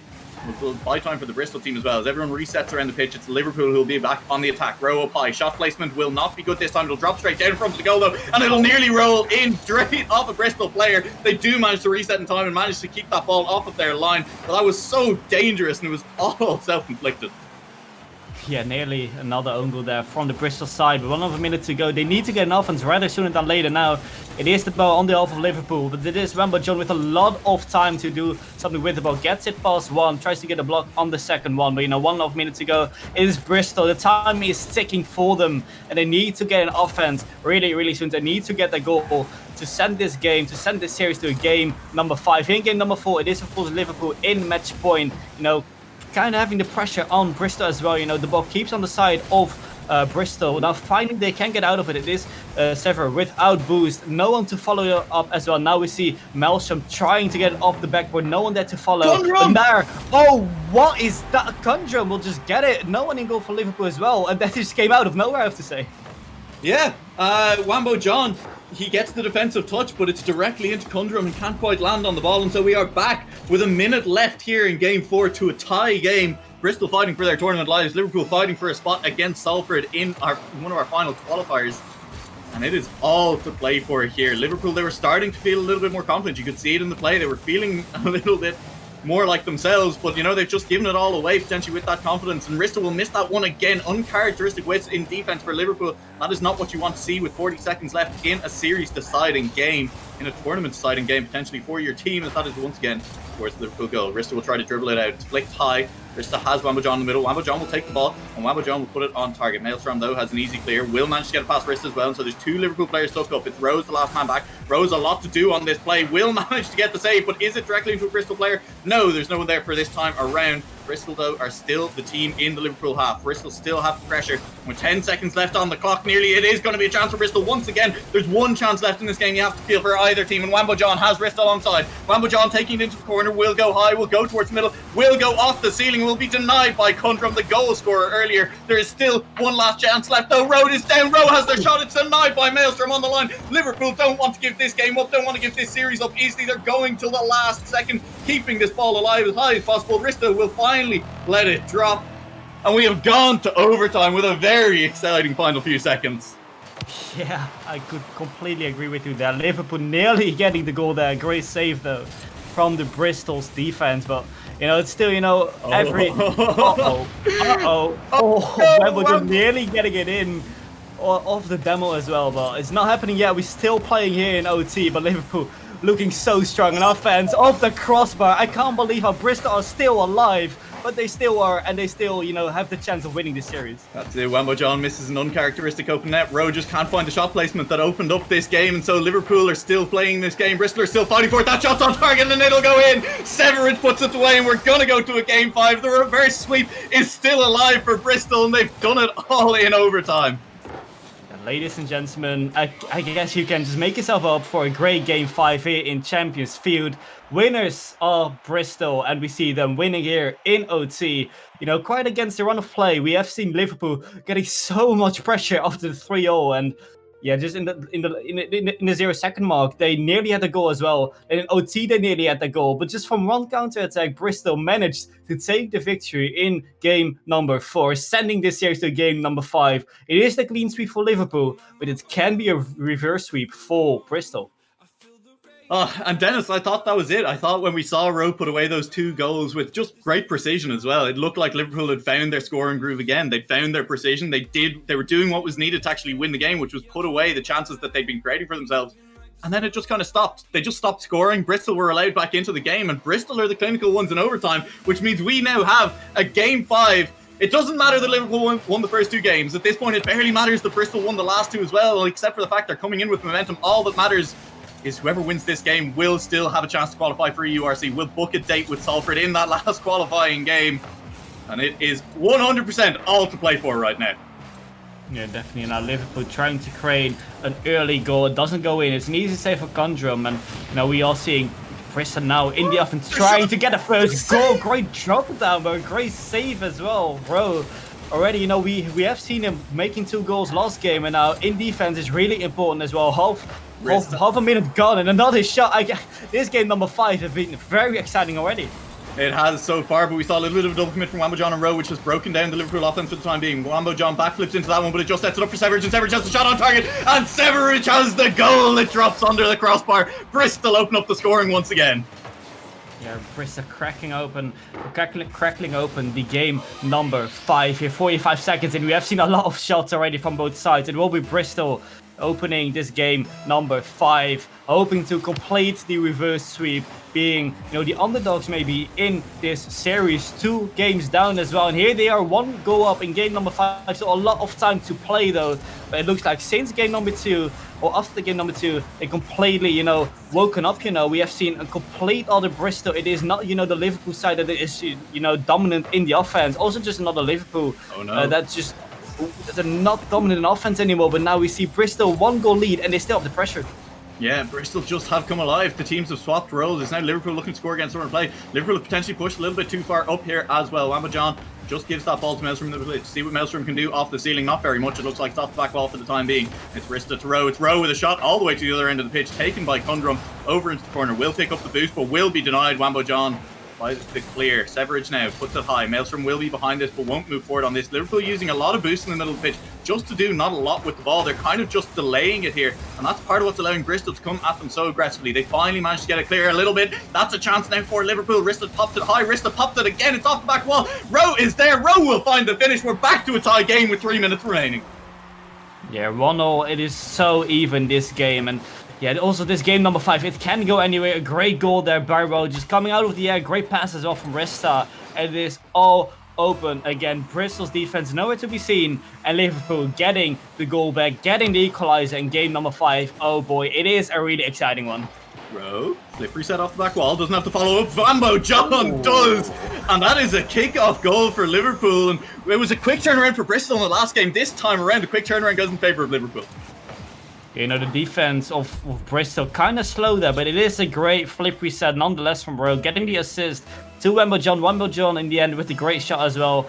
But yeah, the defenders, yeah, I've said of Liverpool, they were not really there with the goal of Bristol, but now it is the defense of Bristol not really there to capitalize on the shot of Wambo John. 2 minutes 50 in this game still. It was Bristol with a 1 goal lead, but now it is Liverpool turning around the tables with a 1 goal lead now with halftime to be played. Yeah, and you can see it though. Both of these teams still giving each other a lot of respect in the middle of the pitch. Neither one wants to make a mistake here in this game 5. Goes without saying almost at this point. Rowe will put this one long. Kundrum just about to make contact, but it'll still be Rowe in a position to do something with this ball. Puts it towards the middle. Wrist is up. Wrist off the back wall. Wambo John should be here. Wambo John finds the shot, but his at the last second. That's crossbar and out as well. And Liverpool can't extend their lead as a great piece of defensive work from Bristol. Keep the ball out of their goal for the time being. That though from Maelstrom is not necessarily exactly what they wanted. The shot will come through, and Rowe drops it under Severidge to extend the lead to 2 goals. Yeah, now it's going to be a really hot story for Bristol. 2 goals down, 2 minutes to go. Rowe in the end, you know, a good shot from him, but, you know, no one in Bristol. The defense of Bristol kind of, you know, lacking there. A lot of space for Liverpool to get a shot in. And yeah, like I've already said, a really hot story for Bristol now in the upcoming 2 minutes. The alarm bells are ringing a lot now. 2 minutes to go, 2 goals down, and we see Liverpool a lot of offensive pressure from them, just like we saw in game 1, just like we saw in game number 2, and you know, just like those 2 games, also here in game number 5. Yeah, Bristol came awake in game 3, and it looks like Liverpool have come back awake here in game number 5. They've scored 2 goals. They just need to be careful. We've seen them be 2 goals up. We saw it in the last game. They can't give it away now. You cannot afford to do it. You have no games left to lose, and this is potentially them giving away the first of those goals. Just don't give away a kickoff goal now, Liverpool. This is getting dangerous.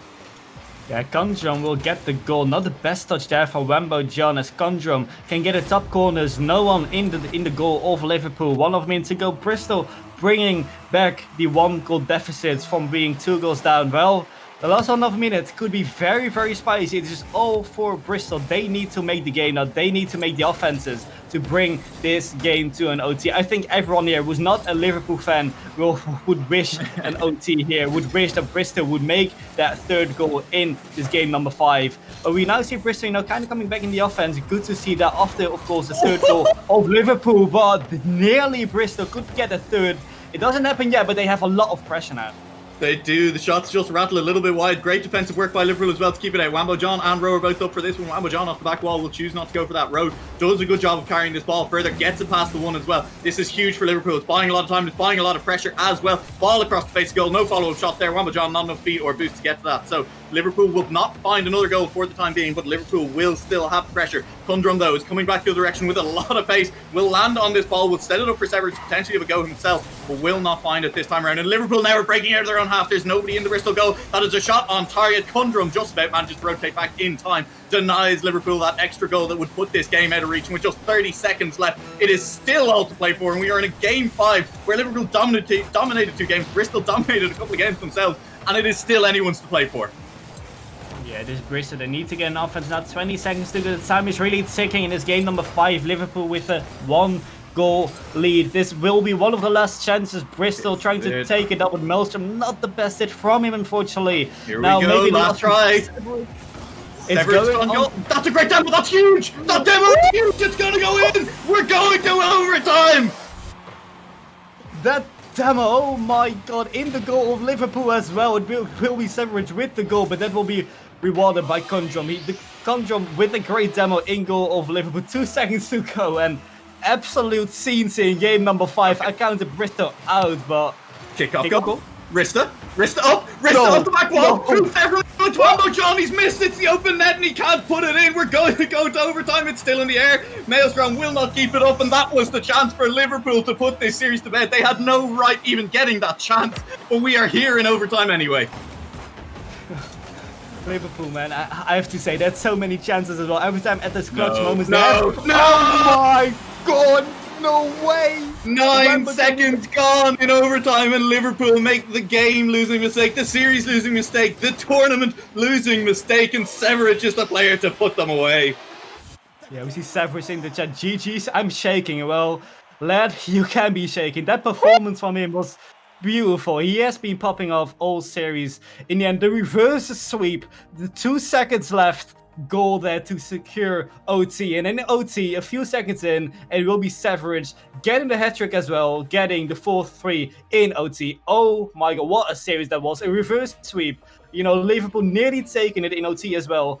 And then in the end, it was from the counter-attack. Bristol taking this series. Phenomenal series. They don't get any closer than that, Dennis. That's insane, Rocket League. That is why we all love this game as well, is the potential for moments like that to happen. And that is heartbreaking for Liverpool, who will no longer have a chance to qualify for the EURC main event. They've come so close on so many occasions across these 3 qualifiers. But right here, right now, Bristol were the team who had the spine, had the backbone to do what needed to be done, complete the reverse sweep in about the most dramatic fashion I think we could have hoped for. I mean, I think at this point, all that's left to do is throw to a break and hope that all of the remaining games this evening, or at least even half the game, half the match that one was, we will see you all back here shortly to find out which teams will be going to EURC. Thank you for joining us this evening.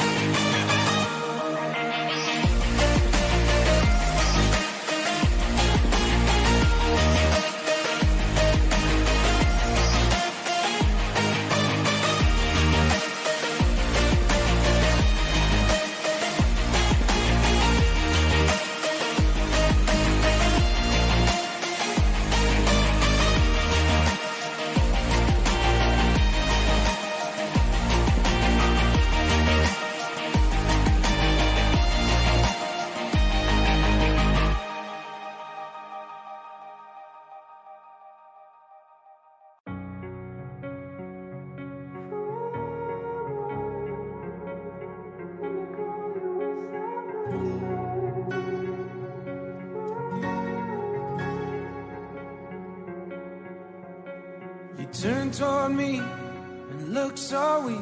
I've never seen you with such tired eyes. And everything we said we'd be, we just traded for a suit coat and a tie.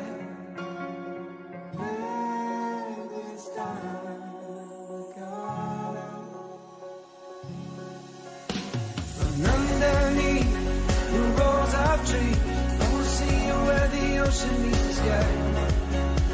Under your toes, fire grows. You are ready for a different kind of life. You're silent for the wind is cold. You must return to the wild. You're silent for the wind is cold. You must return to the wild.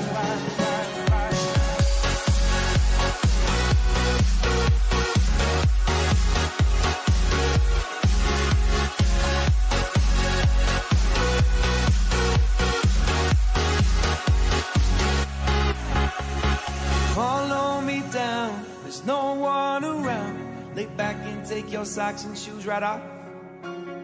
That natural light is so damn polite, can make you feel just like you were young again.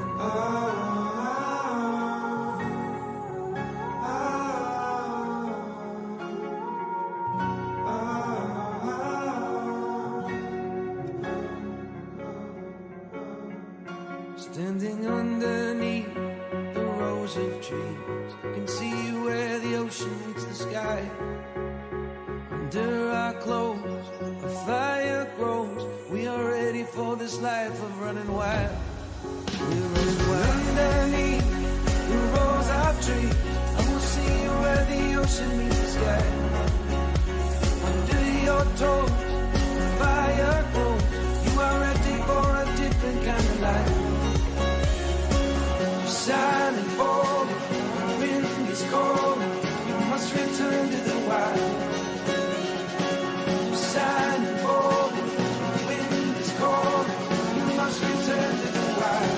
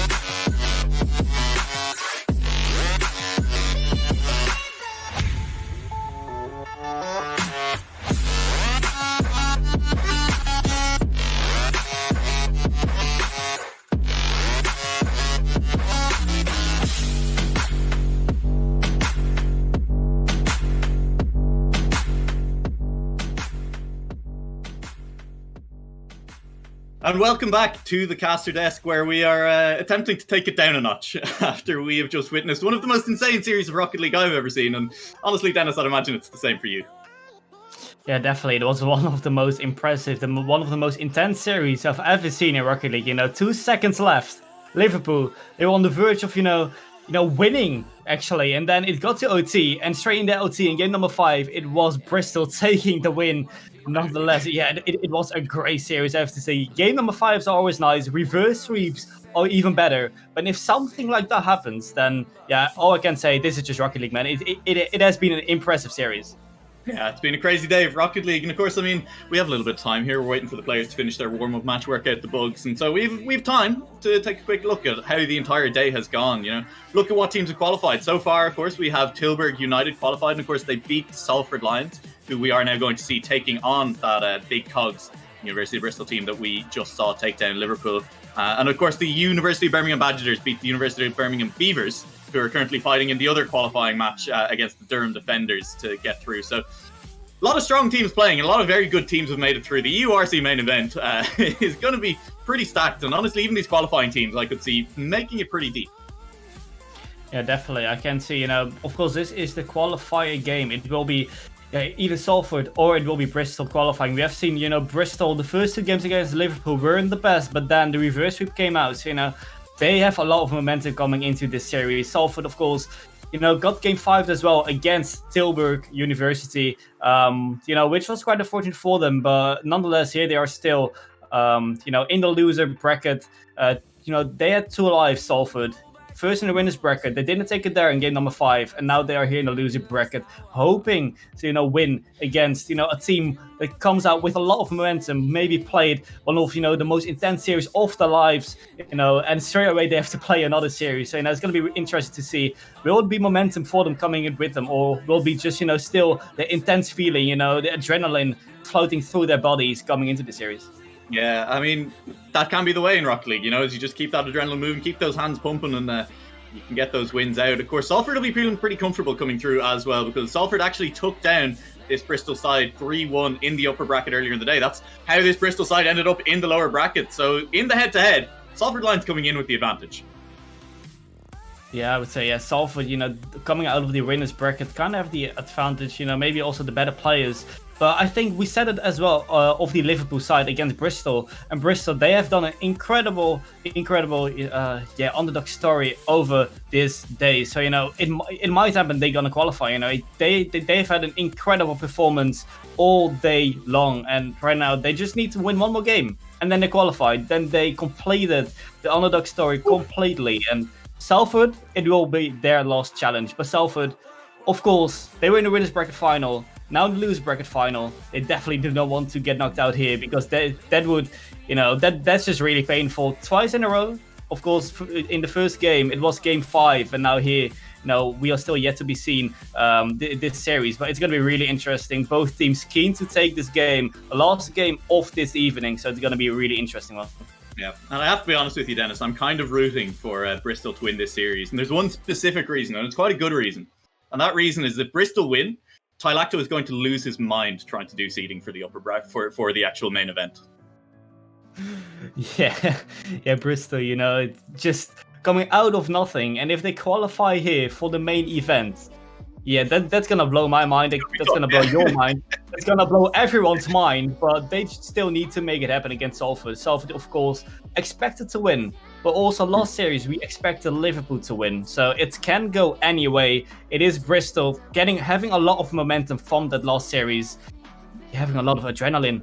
I'm just really surprised. I'm just really excited to see how Bristol is going to approach this game. Will it be, again, the first 2 games that the opposition is going to win, that Salford is going to win? Or will it be Bristol this time, already woken up at the first game and being able to win a game? I'll tell you, I would assume that Bristol don't want to put themselves into the position to have to reverse sweep again, because we did see in the last game, after the series was over, a few shaking hands on the Bristol sides. They definitely were coming out of it with all of that adrenaline, with all of those hormones pumping. And we'll have to see. The other possibility is, they just crash. You come down off that high. A series that intense takes a lot out of you. And so Bristol could potentially flop in this series. Of course, we're hoping that they don't. But this is still a very scary Salford side. They were on a tear all day long. They only dropped a few games. And then they just happened to run into a Tilford team in that upper bracket that really, I think, was also just looking unstoppable. It was very much a case of unstoppable force meets a movable object up in that upper bracket qualifier.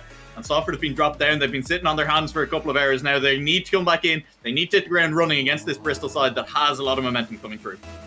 Yeah, now we are seeing game number 1, the last series of the day, coming here on your screen here on the Twitch. And well, Bristol, it is, the underdog story. Can they complete the underdog story? It is game number 1 of the last series of today against Salford. The last challenge for Bristol. Can they make it happen? Can they make the underdog story happening? Can they win this best of 5? Belgium going for a double. A great start from the underdogs, already getting themselves on the scoreboard. All right, I think it's pretty clear that the hormones and the adrenaline haven't gotten the better of Bristol, because that was just clean and composed double touch coming through from Maelstrom. Beautiful goal to kick this one off. And I mean, Bristol, man, this is getting scary already if you're Salford. It's only 1 goal, it's only 15 seconds in, but Bristol have come to play some Rocket League.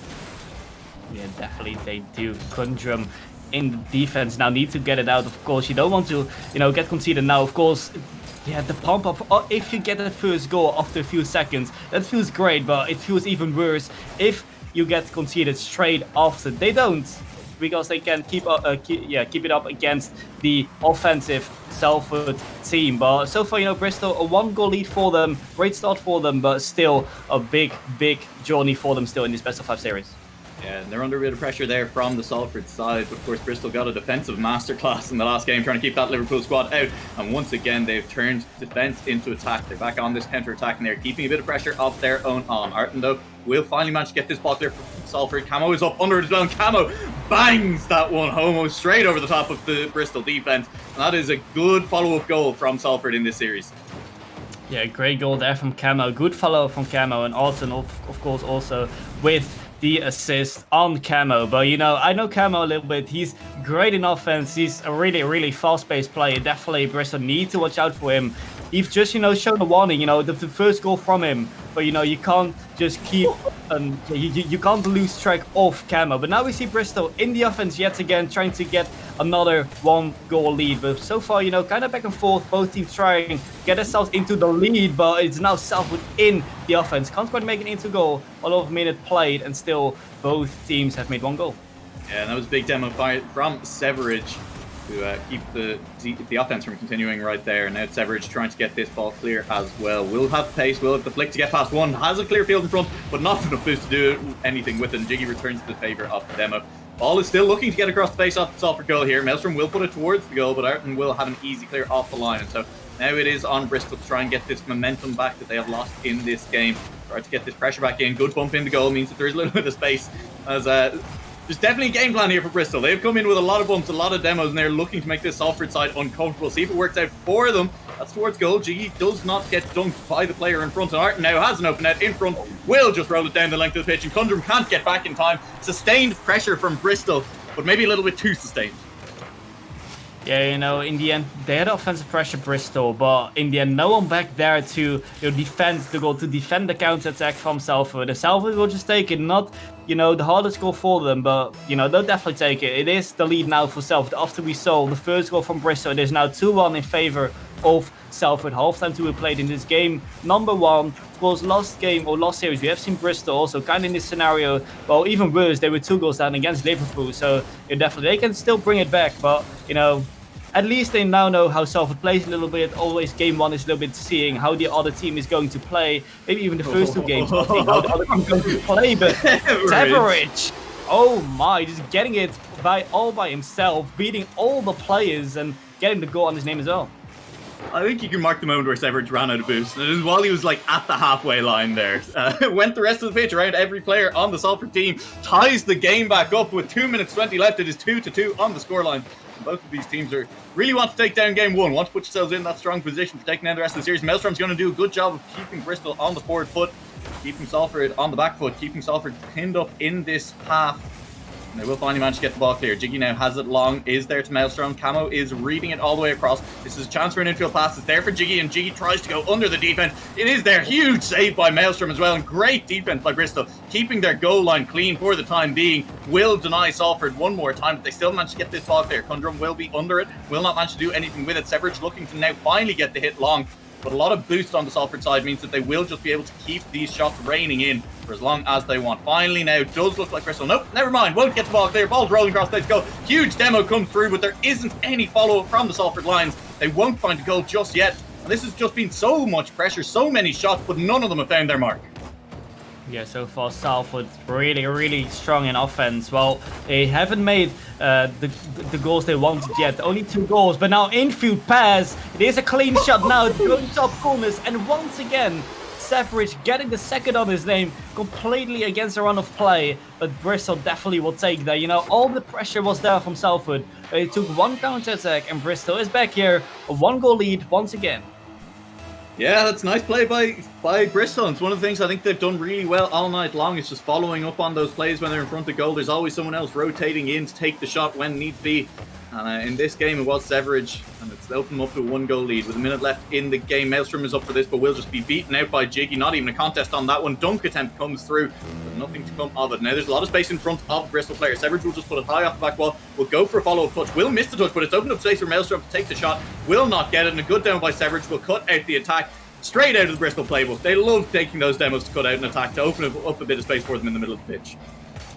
Yeah, and I have to say, Severidge is such an important player for the Bristol side. He's there in offense, he's there in defense as well. He's just everywhere on the pitch. He's just that important key factor for the Bristol side. Also, last game, of course, had the Game 5 OT goal. But now we are seeing a goal from Arton, equalizing in this game yet again. And Salford will definitely take that goal. A great goal there. No one really there from Bristol to clear it out. Conjum kind of just going under the ball. A bomb there from Jiggle. And will be the 3-0 here in game number 1.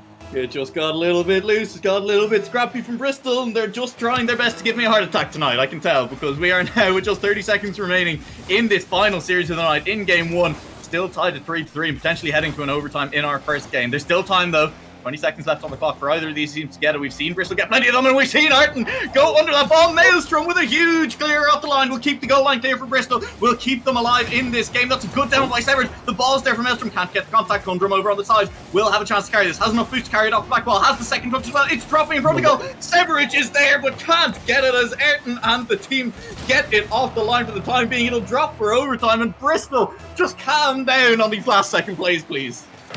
Yeah, Bristol, just in the last seconds every time, they just get those offenses, but this time they can't take it. Now it is an open net. Oh, that has to hurt for Bristol. It was just all their game in the last 20 seconds of regular time, and now 7 seconds in this OT. Will be Alton, you know, taking it all by himself. No only go for Bristol, completely all outplayed by Alton. And Salford winning this game number 1 in OT. Revenge for Liverpool from beyond the grave. The quick overtime goal for Salford. Exactly what Bristol did in Game 5 of the last series. And it was a beautiful piece of individual play for Arton, who really has been the player stepping up for Salford, has been landing a lot of those goals. And it's really just been those last touches. You know, he's so good at finding the space in the defense and just slotting that shot home. Yeah, definitely. You know, Alton, he's just always there, gets a hat-trick as well. 3 goals, 7 shots, really the offensive player for Salford. Definitely, that's someone Salford needs, you know, just that offensive player, someone who can just, you know, bang the ball left, right, and center. And Alton is there for Salford. Definitely, he has been playing phenomenal in this game number 1. He needs to keep it up, of course. It has been a very long evening. Now, game number 2 for both teams. Maybe the fatigue is kicking in right now, but they can't let that happen. Of course, the most important game all day is now, or the most important series, I have to say. And it is Bristol, you know, losing with 1 game now.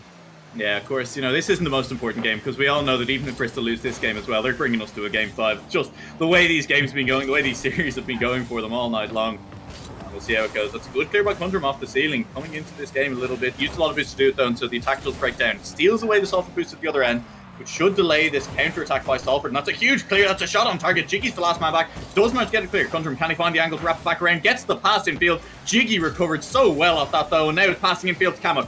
Good attempt. A little bit too far in front of the attacking player. Means that the defense does manage to get it clear. And Bristol's done a good job to reset now. Have managed to rotate players back into defense.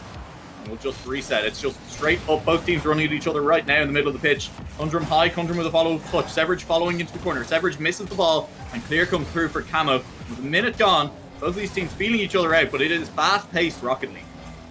Yeah, definitely. I've seen some great touches from the Bristol side already. You know, just those touches before it touches the ground. They just get that extra touch to completely, you know, confuse the opposition, to beat out the opposition's defense. But so far, it hasn't been rewarded into a goal yet. We have seen a great shot, I have to say, from Bristol, from the infield pass. So far, that's been Bristol's game in game number 2. But, the danger wasn't too dangerous for the opposition. Now it is open. That looks like, it will still be Camo clearing it out, but Salford under a little bit of pressure in the first 1.5 minutes of this game number 2. Yeah, good clear off the goal line by Salford, pinch between 2 players. Now they have the shooting chance as well, and would you believe it, it is Arton one more time up in the air over the top of the Bristol defence.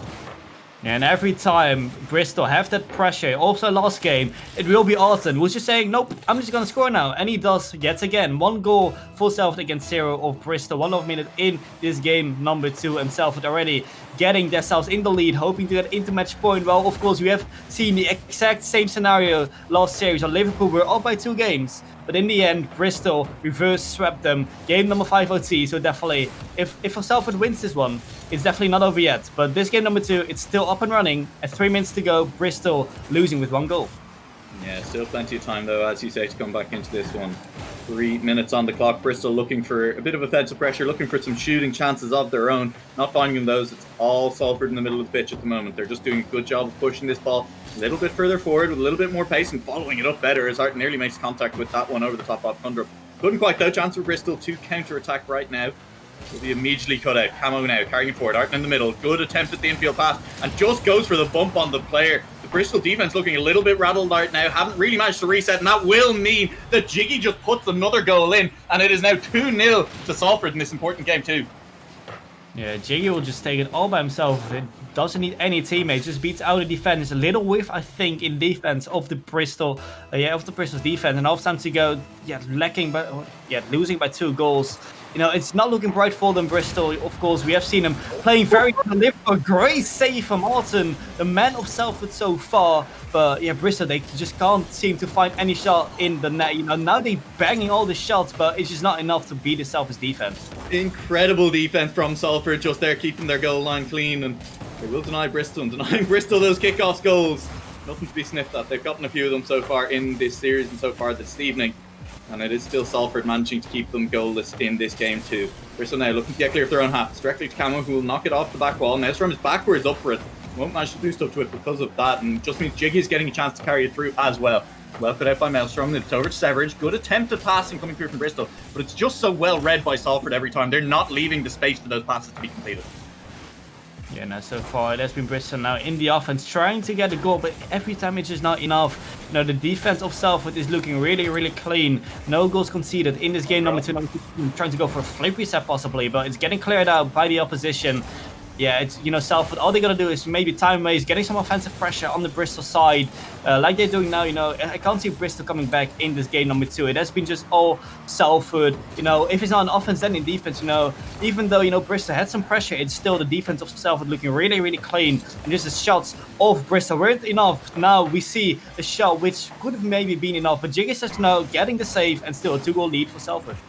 It is crisp for this Salford defense as well. They're always managing to get up in the way of those shots. There's always someone rotating in behind them. They're doing a good job delaying as well when they need to allow their teammates to rotate in. Will they have done a good enough job this time around? Kundrum launches it towards goal. The follow-up is here from Maelstrom. It's high again. 2 players up in the air from Salford. Will manage to combine to get that ball clear. Maelstrom still off the back wall. Arton has full boost to get that one, but doesn't have the ball. Left it behind in the going for the boost. Camo now wins kind of the 50 versus Kundrum. That'll just slow down Bristol for the time being. Still looking for just 1 goal in this game too. Looking to potentially try and bring it back. They've had all of the pressure for this last little while. With 30 seconds to go, they have no goals to show for it. This could be the first one, not quite. Kundrum is denied by Camo. Good save, and once again, Salford's defense coming up absolutely clutch. This should be a clear for Jiggy. This should be the last little bit of pressure drying up for Bristol in this game too. With only 10 seconds left on the clock, these 2 goals are just not looking likely. You said it. The Salford defense has just held out too strongly, Dennis. They have denied Bristol at every turn, and they have held strong to take the 2-game advantage in this series. Yeah, I'm just saying, Bristol, 10 shots. Salford with 8 saves against 1 save of Bristol. Well, that just says enough, I think. The defense of Salford, it was just so strong. Salford's defense has been phenomenal in this game number 2, but you're not going to tell me, right, that after the 3-2 win, the overtime win, that Bristol is now getting clean swept Chat, please show your congress in the chat. Show your support for Bristol, for all the Bristol fans, for the Bristol team here against Salford. Because we want to see, South or Bristol, potentially getting another reverse sweep, maybe potentially getting another game number 5. Salford having a little bit of a game 5 curse, of course, losing, against Tilburg in the upper finals. Here in the loser finals, they can close it out here in game number 3. But Bristol, they've been in this situation before. I think they're saying that in their comms as well. This is their series, this should be their series. They already had a good reverse sweep. Can they do it again against Salford? The underdogs here, Bristol, can they make it happen again? Let's see here in game number 3. It'll take a lot of doing, but if you wanted anyone to do it, it could well be Bristol. They've done it once already, and as you say, they're not going to be a team who's down just because they've dropped these first 2 games. They'll come out the gate swinging, but they have lost the first kickoff, so I guess, that'll slow them for a little while. No early kickoff goal for them this time around. This could just be going all the way in at the other end of the pitch. Jiggy gets in the way enough, and Arton opens the scoring kind of out of nowhere. Yeah, out of nowhere, just straight from the kickoff. Arton just gets the ball upfield. All the players kind of out of the goal. No one really there to save the ball on Bristol. Another start I would have hoped for in game number 3, and that's the difference between this series and last series. I think last series it was just Bristol having a dominant performance in game number 3, winning the game with 5 against 1. But now we see already Bristol losing with 1 goal, and Salford hoping.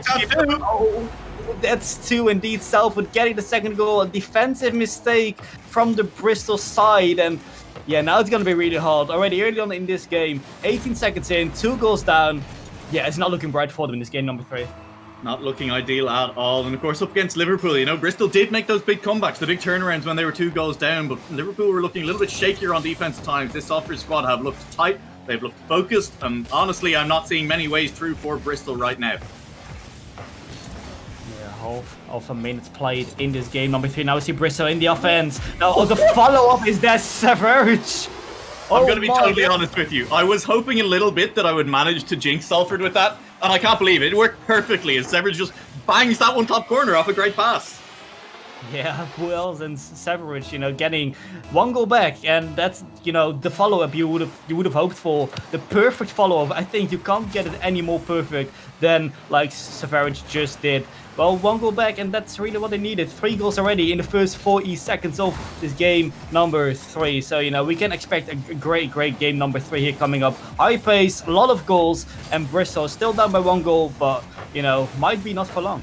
Yeah, they'll be hunting for that extra goal as well. Jiggy is going to carry this forward in the middle of the pitch. Will run into Maelstrom. Can't find the dunk on him. Martin now carrying it high. We've seen how dangerous he is under this ball. Is going forward. He's looking for the bump as well. There's not even a defender in the way. He can't bump someone if they're not there, but he'll take the goal. Yeah, Alton just going for the demo. On goal, it looks like, no one in goal. I think the defender just got bumped there by Jiggy. Was it the real one? I think it was a real one between Severage and Jiggy. Just, it prevented, Severage from rotating back. That's just really unfortunate for him.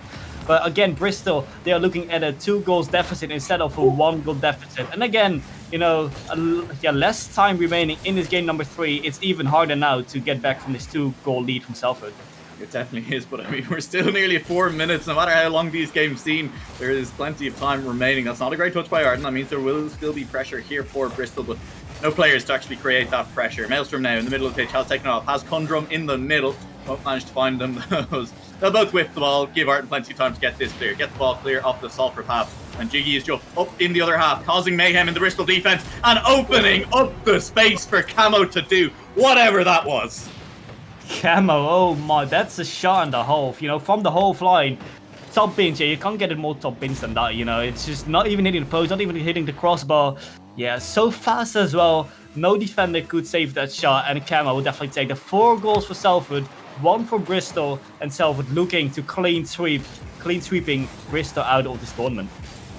Yeah, they are looking so strong here in game number 3, and Bristol not looking to find a way back in. Of course, Salford did manage to beat Bristol out 3-1 earlier in the night, but this time around it's beginning to look like Bristol won't even manage to take a game off this Salford lineup. Salford have cleaned up their play considerably. The shooting is just so good from them, and there is another one going in as Arton finds the space in the middle of the pitch. The Bristol defense is getting desperate, and they're pushing too many players up on offense. Yeah, 3 goals down, too much plays, pushing out, just like you've said. Well, if you don't have a rotation clean still, you can make that 4, 4 goals down with 3 minutes to go. I mean, the only positive point they can take from being 4 goals down is that they still have 3 minutes left, which is still, possible, right? 3 minutes left, 4 goals. It would have been, if they win this, it would have been, even more of a comeback than against Liverpool. If they can eventually win the series, but we're not there yet. They're 4 goals down, half time to go. Well, 3 goals! Okay, here we go. Okay, He's doing it. Dennis, we're not going to get too excited just yet, but they have done it once already. And I mean, we said in the last series, okay, the reverse sweep has to start with a single game, and the comeback in a game has to start with a single goal, and that's the goal for Liverpool. I mean, they could score a few more from here. Yeah, I mean, game 3 against Liverpool, Bristol won 5-1. Now they were 5-1 down. Well, make that 5-2 now, half time to go. And I've already said, after the performance against Liverpool, they can't get clean swept now, right? It just can't happen. And that's also what Bristol are thinking. They want to get those goals desperately, but now it is an offense. They have the offensive pressure, but it's not rewinding into a goal yet. Yeah, it's not quite, and they do need to be careful about getting caught a little bit too far forward, as they are pushing a lot of members up for all of these offensive chances. That's a good pass in towards the middle of the pitch, well defended off the back wall by Camo, has kept his goal clean for the time being. Undrum leaves it high for Severage. Severage off the back wall. Is the double touch there? No, it's there for Jiggy, who will just get a touch and a second touch to get this ball all the way out, and Maelstrom will challenge Ayrton in the middle. The pressure's still here. Cundrum will launch it into the middle of the pitch. Severage is following up.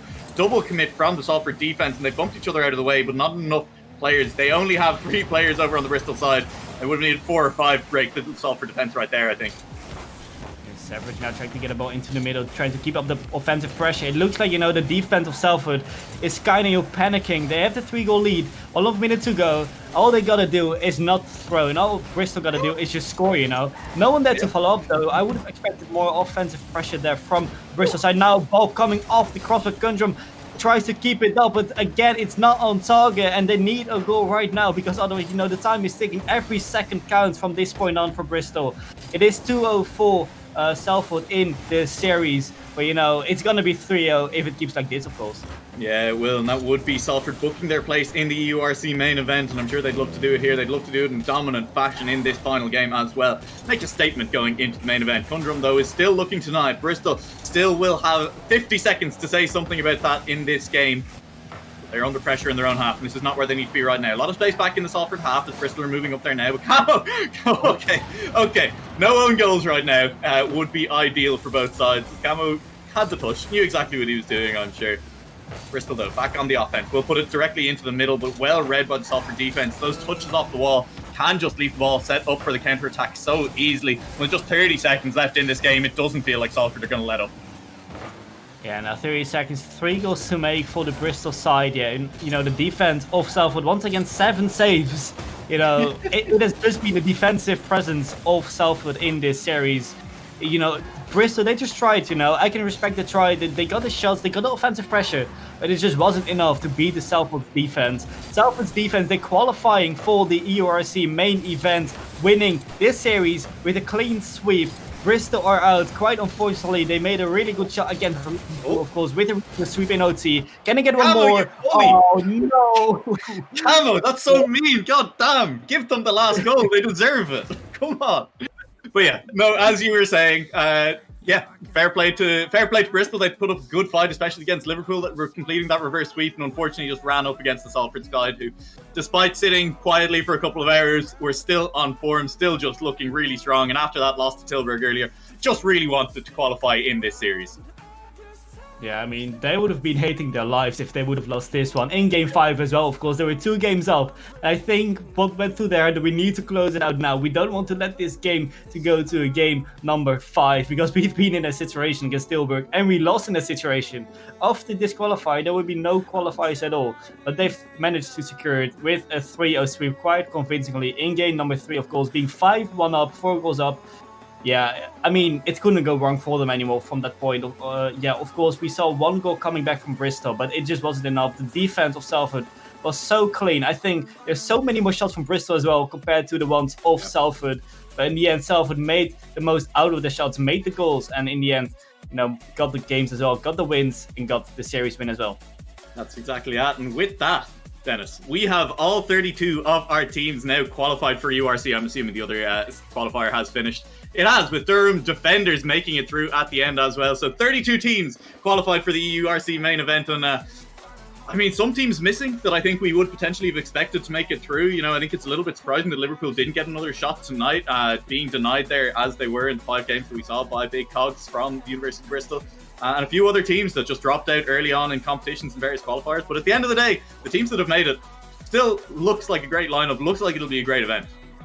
Yeah, definitely. We see 32 great teams, the 32 best teams of the university teams in Europe. It's going to be a great tournament, I have to say. I'm really, really excited for the main event. We have seen, something of all the teams already on stream in the 3 qualifiers 2 weeks ago, 1 week ago, and of course today. But 32 teams, 32 great teams.